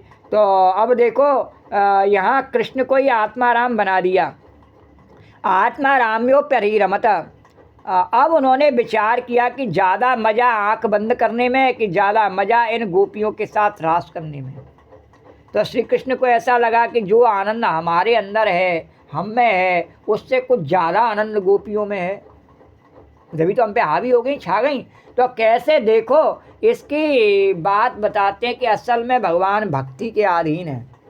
तो भगवान कहते हैं उसको जो प्रेम के बस में हो, भक्ति के बस में हो। तो यह प्रश्न विशेष करके प्रीति संदर्भ में श्री जीव गोस्वामी जी महाराज ने उठाया है कि श्री चैतन्य महाप्रभु के संप्रदाय का बड़ा भारी प्रमाणिक ग्रंथ है। उन्होंने यह प्रश्न उठाया कि भगवान तो संपूर्ण जगत को अपने बस में रखने वाला है, वह भला भक्ति के बस में क्यों हो जाता है? तो भक्ति में ऐसी क्या विशेषता है? तो बोले कि पहले यह देखो कि सांख्यवादी कहते हैं कि भक्ति जो है वह सत्य गुण की वृत्ति है। तो क्या सत्य गुण की वृत्ति भगवान को अपने बस में कर सकती है? नहीं कर सकती, बिल्कुल झूठी बात। तो योगियों ने कहा कि भक्ति अक्लिष्ट वृत्ति है, यानी अविद्या, अस्मिता, राग, द्वेष, अविनिवेश रूप में तो नहीं है, और समाधि की ओर ले जाने वाली वृत्ति है, परंतु निरोध तो उसका भी होता है। तो क्या योगाभ्यास के द्वारा निरुद्ध होने वाली अक्लिष्ट वृत्ति भगवान को बस में कर सकती है? नहीं। तो अब वेदांतियों ने कहा भक्ति माया की वृत्ति है। तो भला माया की वृत्ति मायापति भगवान को बस में कैसे करेगी? तो भक्ति रेवेनम गमयति, भक्ति रेवेनम वर्धयति, भक्ति रेवेनम नयति। और भक्ति भगवान का दर्शन कराती है, भक्ति अनुभव कराती है, तो भगवान भक्ति के बस में है। तो भक्ति में सामर्थ्य कहाँ से आया? तो बोले अच्छा, सच्चिदानंद घन भगवान जो हैं उनकी आनंदमयी वृत्ति है भक्ति, उनकी जो आदत है नहीं वही भक्ति है। तो नारायण भगवान की शक्ति कहीं शक्तिमान को बस में करती है, तब ये भक्ति क्या है? तो बोले देखो भगवान में 3 शक्ति हैं, आह्लादनी, संदनी और संबित। तो उनमें जो आह्लादनी शक्ति है उसके भी 3 रूप हैं, अंतरंगा, तटस्था और बहिरंगा।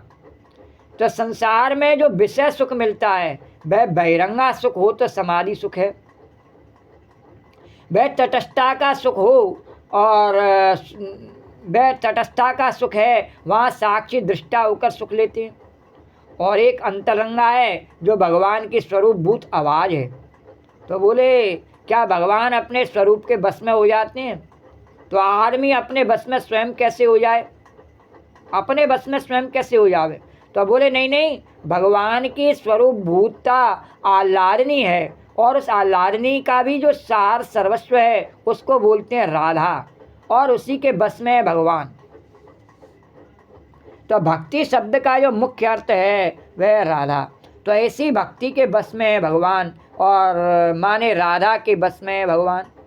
तो उन्हें राधा को जब भगवान गोपियों में स्थापित कर देते हैं तो गोपियों में वह चीज़ आ जाती है जो योग की अक्लिष्ट वृत्ति में नहीं है, सांख्य की सात्विक वृत्ति में नहीं है, वेदांत की मायिक वृत्ति में नहीं है, जो आह्लादनी शक्ति नहीं है, जो आह्लादनी स्वरूप भूता में नहीं है, बल्कि आह्लादनी सार सर्वस्व भगवान को भी वशीभूत करने वाली जो भगवान की योग माया श्री राधा रानी है, वही भक्ति उनमें आ जाती है। तो इसीलिए भगवान ने जब रास का प्रारंभ हुआ, भगवान कह रहे गोपी बता दे, जब रास का प्रारंभ हुआ तो सबसे पहले उन्होंने योग माया का स्मरण किया। तो भक्ति का, प्रेम का मुख्य रूप माने श्री राधा रानी। मन चल वृंदावन धाम, मन चल वृंदावन धाम, रटेंगे राधे राधे नाम, मिलेंगे कृष्ण मुरारी, ओढ़ कर कामरकारी, मिलेंगे कृष्ण मुरारी, ओढ़ कर कामरकारी। मन चल रे वृंदावन धाम, राधे राधे गाएंगे, मन चल रे वृंदावन धाम, राधे राधे गाएंगे। अरे वृंदावन में बांके बिहारी, बांके बिहारी, बांके बिहारी, वृंदावन में बांके बिहारी, बांके बिहारी की लीला है न्यारी, बांके बिहारी की लीला है न्यारी। तेरा कौड़ी लगे ना छदाम, राधे राधे गाएंगे। मन चल रे वृंदावन धाम, श्री राधे राधे गाएंगे, मन चल रे वृंदावन धाम। अरे वृंदावन में यमुना किनारा, वृंदावन में यमुना किनारा, शीतल निर्मल बहती है धारा, शीतल निर्मल बहती है धारा। तुझे मिल जामे श्यामा श्याम, श्री राधे राधे गाएंगे। मन चल रे वृंदावन धाम, श्री राधे राधे गाएंगे, मन चल रे अरे वृंदावन ब्रज की राजधानी, स्वामिनी है श्री राधिका रानी। वृंदावन ब्रज की राजधानी, स्वामिनी है श्री राधिका रानी। जाके चरण पलोटे श्याम, जाके चरण पलोटे श्याम, श्री राधे राधे गाएंगे। मन चल रे वृंदावन धाम, श्री राधे राधे गा। और निर्वन की शोभा ते प्यारी, कुंज करील हरिदास बिहारी। निर्वन की शोभा अति प्यारी, कुंज करील हरिदास बिहारी। तेरा करेंगे बिगड़े काम, तेरे बनेंगे बिगड़े काम, श्री राधे राधे गाएंगे। मन चल रे वृंदावन धाम, श्री राधे राधे गाएंगे। पर वृंदावन जाने के लिए पागल होना जरूरी है। द्वारकाधीश भगवान की। तो हमारे मथुरा के दो तरफ दो जगह हैं पागलों के जाने की, एक आगरा और एक वृंदावन। तो जो संसार की चिंताओं से पागल हो जाते हैं वो आगरा जाते हैं, और जो भगवान के प्यार में पागल हो जाते हैं वो वृंदावन जाते हैं। तो पागल का पागलपन दे, रस का पागल एक हमारे बड़े बढ़िया संत हुए भजन गाने वाले, ब्रज में बड़े प्रसिद्ध। तो उन्होंने ये भजन बनाया। तो पागल का पागलपन देखो, प्रभु की खातिर तन मन देखो। पागल का पागलपन देखो, प्रभु की खातिर तन मन देखो। देखो बरसाने और नंदगांव, देखो बरसाने और नंद। अरे वृंदावन कितना बड़ा है इसका कोई पता नहीं है। देखो बरसाने और नंदगांव, श्री राधे राधे। पूरी तेरी आयु बीत जावे और फिर भी इसका ओर छोर नहीं मिल पावे, तब इसकी महिमा है। बोले प्रभु की खातिर तन मन देखो, पागल का पागलपन देखो। प्रभु की खातिर तन मन देखो। देखो बरसाने और नंदगांव, श्री राधे राधे गाएंगे। मन चल रे वृंदावन धाम, श्री राधे राधे। अरे सामान्य मनुष्य भगवान के प्रेम में पागल हो जावे, राधा रानी की माया से पागल हो जावे और भगवान के चरणों में उसकी प्रीत जग जावे। इसमें क्या आश्चर्य की बात है, जब स्वयं भगवान ही राधा रानी के बस में है। तो जिनकी गोपियां हैं सब राधा रानी का अंश हैं। तो आत्मा रामोपी हरि रमत का अर्थ हुआ कि राधा रानी जब हजार हजार गोपियों का रूप धारण कर लेती है स्वयं, तो जिनकी गोपियां हैं सब जितनी गोपियां सब राधा रानी का अंश हैं, तब भगवान श्री कृष्ण उनके बसीभूत हो जाते हैं। और आत्मा रामोपी, आत्मा राम होने पर भी आत्मा रामम अपि परित्यज्य, और आत्मा रामता का परित्याग करके राधा रमण बन जाते हैं। जय जय राधा रमण हरि बोल, जय जय राधा रमण हरि बोल, जय जय राधा रमण हरि बोल, जय जय राधा रमण हरि बोल। तो आत्माराम गोपी रमण बन गए। और क्यों बन गए? कि बोले आत्मीय शक्ति के बस में होकर के नहीं, आत्मशक्ति के बस में होकर, आत्म स्वरूप के बस में होकर नहीं, बल्कि उनके आत्मा का भी जो आत्मा श्री राधा है उसके बस में होकर। तो आत्मा तू राधिका तस्य, तो श्री कृष्ण की आत्मा का नाम ब्रह्म नहीं है, राधा है। आत्मा तू राधिका तस्य। तो शब्द जितने होते हैं व्यावर्तक होते हैं, और व्यावर्तक होते हैं माने एक दूसरे को अलग बताने के लिए होते हैं। जैसे घड़ा है या कपड़ा है, तो कपड़े को घड़े से अलग बताने के लिए घड़ा शब्द है, और घड़े से कपड़े को अलग बताने के लिए कपड़ा शब्द है। तो शब्द व्यावर्तक होते हैं। तो यह ब्रह्म शब्द काहे के लिए? कि ब्रह्म शब्द का प्रयोग जब वेदांत में करते हैं तो बोलते समय तो मालूम होता है किससे बढ़कर और कोई चीज़ नहीं है। लेकिन देखो आत्मा को ब्रह्म क्यों कहते हैं? क्योंकि आत्मा को ब्रह्म इसलिए कहते हैं कि परिच्छिन्नता की भ्रांति है। तो अगर परिच्छिन्नता को व्यावृत करना न होता और परिच्छिन्नता को काटना न होता तो आत्मा को ब्रह्म कहने की कोई ज़रूरत न होती। बोले कोई नहीं, सब ब्रह्म ही है, अलग से कोई आत्मा शब्द नहीं।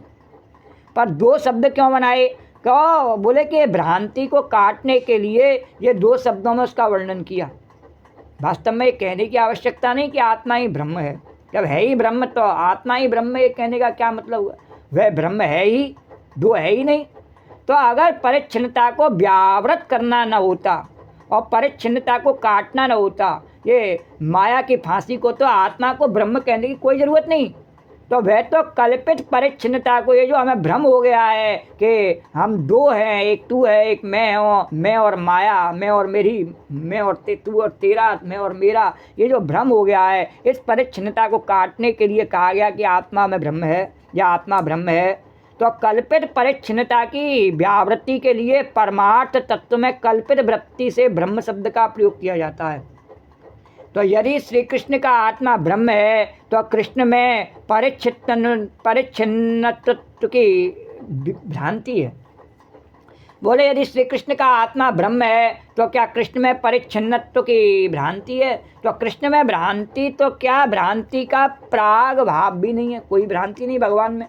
तो जीवन मुक्त पुरुष में भ्रांति तो नहीं होती, लेकिन भ्रांति प्राग भाव तो रहता है। माने पहले भ्रांति थी और अब मिट गई, परंतु कृष्ण में तो पहले भी भ्रांति नहीं थी कि मैं जीव हूँ और परिच्छिन्न हूँ, फिर वह कटेगी कहाँ? वो जीव अपने आप को थोड़ी भगवान ने कहीं कहा, वो ब्रह्म है ही है, तो फिर कटेगी कहाँ? तो उसको काटने के लिए कृष्ण को ब्रह्म कहने की जरूरत नहीं।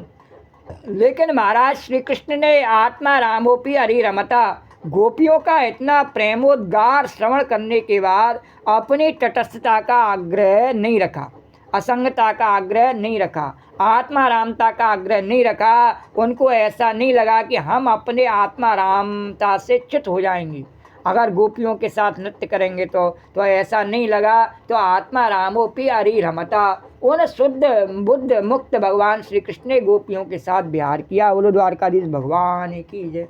यानी अपने आत्मा के साथ ही रमण किया, द्वारकाधीश भगवान की जय। तो श्री सनातन गोस्वामी जी एक प्रसंग में ये बात कहते हैं कि जितनी गोपियाँ थीं जो घर द्वार छोड़कर दौड़ी थीं, तो अन्योन्य मला क्षतोद्यमा, एक दूसरे से छिपाकर दौड़ी थीं, छिपाकर।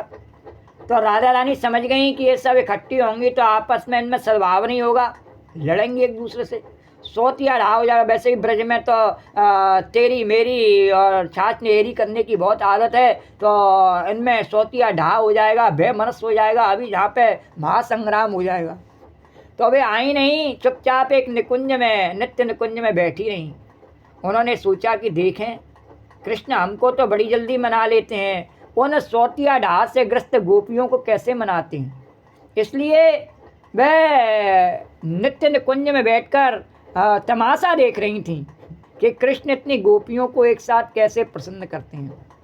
और महाराज नटनागर तो बड़े चतुर हैं, क्या किया कि कहा कि लौट जाओ, भगवान प्रसन्न कर ही नहीं रहे उनको। भगवान ने उल्टी लीला करी। अब राधा रानी भी आश्चर्य में पड़ गई, उल्टी लीला। गोपियों से कहा लौट जाओ, और कहकर सबकी उपेक्षा कर दी। उसका परिणाम यह हुआ कि सब एक राय हो गई। काहे में अरे एक राय हो गई कि रोने में, सब रोने लगी। रुदु सस्वरा राजन, तो रोने में सबका सद्भाव बन गया। हंसने में तो सबका सद्भाव नहीं बनता। एक हंसता है एक गाना आता नहीं, हमने जग की अजब तस्वीर देखी, एक हंसता है 10 रोते हैं।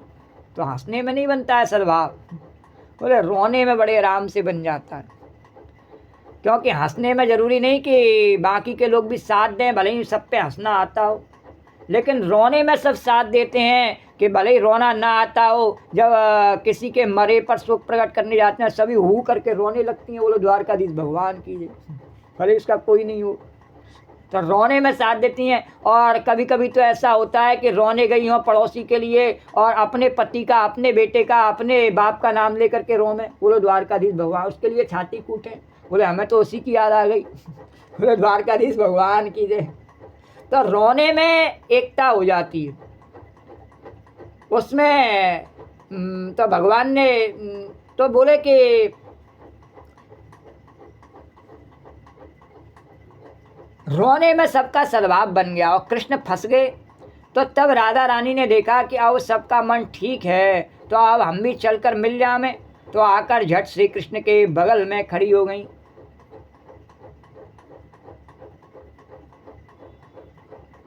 और जब बगल में खड़ी हो गई तो आत्मा रामोपी, तो अब तक तो कृष्ण अकेले थे। और जब श्री राधा रानी आकर उनके बगल में खड़ी हो गई तो बोली, प्यारे ये सब गोपियाँ बहुत दुखी हैं और तुमसे सचमुच सच्चा प्रेम करती हैं। तो पहले तो मैं नहीं जानती थी कितना प्रेम करती हैं, लेकिन आज देख लिया इनका तुमसे बहुत प्रेम है। तो अब जब इनका इतना प्रेम है तो आओ हम सब मिलकर रास विलास करें, इनको भी आनंद आवे, हमको भी आनंद आवे। इसके लिए आत्मा रामोपी अरि रमत कहा। प्रेम पुंज अभिराम रे मन, राधा के संग घन श्याम रे मन, राधा के संग घन श्याम। युगल चरण अति मनोहर, युगल चरण अति मनोहर, मन मेरे तू ध्यान कर। युगल चरण अति मनोहर, युगल चरण अति मनोहर, मन मेरे तू ध्यान कर। श्याम श्याम श्याम श्याम श्याम श्याम श्याम श्याम श्याम श्याम गान कर। युगल चरण अति मनोहर। तो भगवान के इस सुंदर झांकी का दर्शन कौन कर रहे? बोले स्वामी जी महाराज, राधा चरण दास जी महाराज कह रहे, गोपी मेरा नाम जरूर बता देना, क्योंकि ये दर्शन तेरे को मेरी कृपा के बीच में मैं भी हूँ, इस कारण से तेरे को प्राप्त हो रहे हैं, भूल मत जाना। बोले द्वारकाधीश भगवान की जय, स्वामी जी महाराज की जय।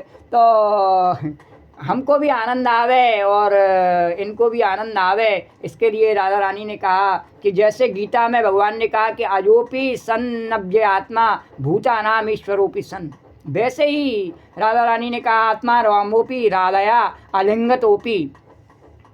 तो आकर के यद्यपि श्री राधा रानी ने उनका आलिंगन कर लिया भगवान का, तथापि दोनों एक मन होकर के उन्होंने कहा कि आनंद मिलना चाहिए गोपियों को और इन्हें इनके प्रेम का रस प्राप्त होना चाहिए। बोलो श्यामा श्याम सरकार की जय। तो आज की कथा को यहीं विश्राम देते हैं, सारी कथा कल करेंगे। श्री राधे गोविंद भज मन श्री राधे, श्री राधे गोविंद भज मन श्री राधे, श्री राधे गोविंद भज मन श्री राधे।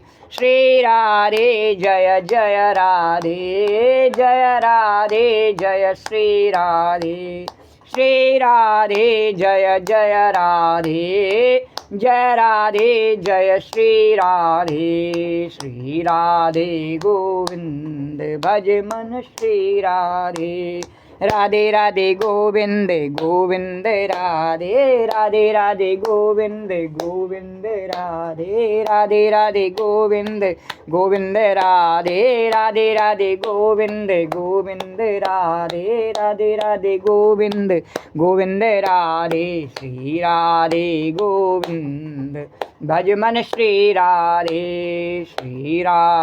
गोविंद भज मन श्री राधे।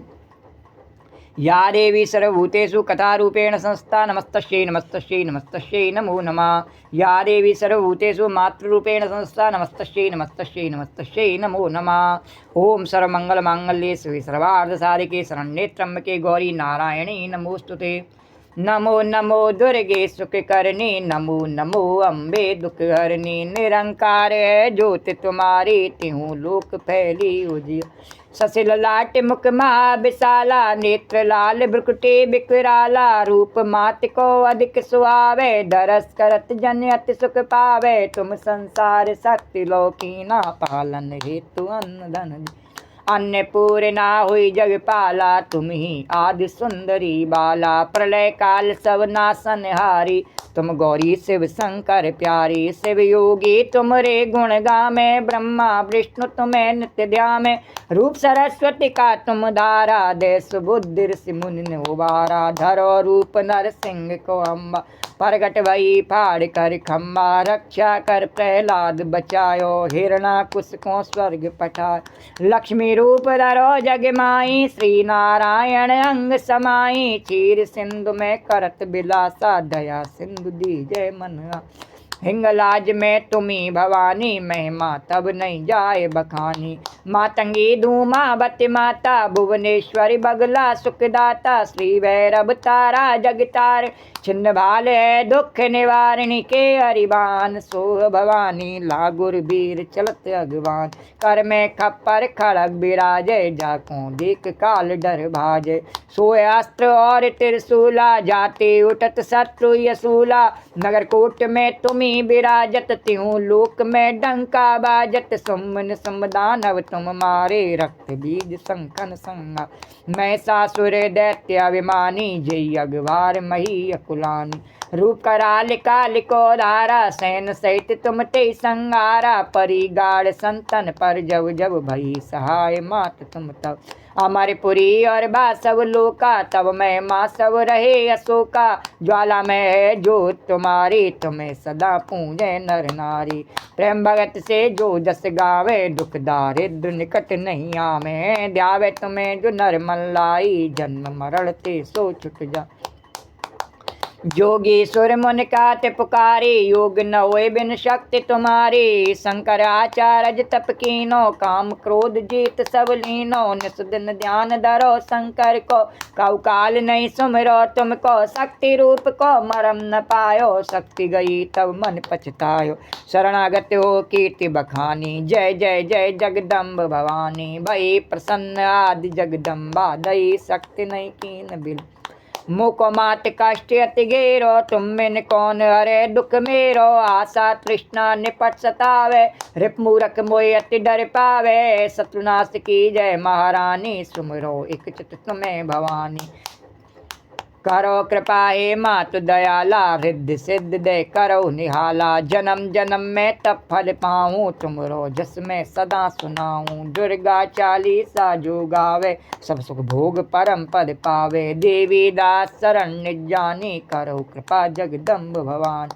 करो कृपा जगदम्ब भवानी करो कृपा जगदम्ब भवानी। बोलो जगत जननी ने पुण्य पार्वती मैया की जय। या देवी सर्वभूतेषु कथारूपेण संस्था नमस्तस्यै नमस्तस्यै नमस्तस्यै नमो नमः। या देवी सर्वभूतेषु मातृरूपेण संस्था नमस्तस्यै नमस्तस्यै नमस्तस्यै नमो नमः। तो राम कहो बाहुरे कृष्ण कहो बाहुरे। राम कहो बाहुरे कृष्ण कहो बाहुरे। राम कहो बाहुरे कृष्ण कहो बाहुरे। राम कहो बाहुरे कृष्ण कहो बाहुरे। राम कहो बाहुरे कृष्ण कहो बाहुरे।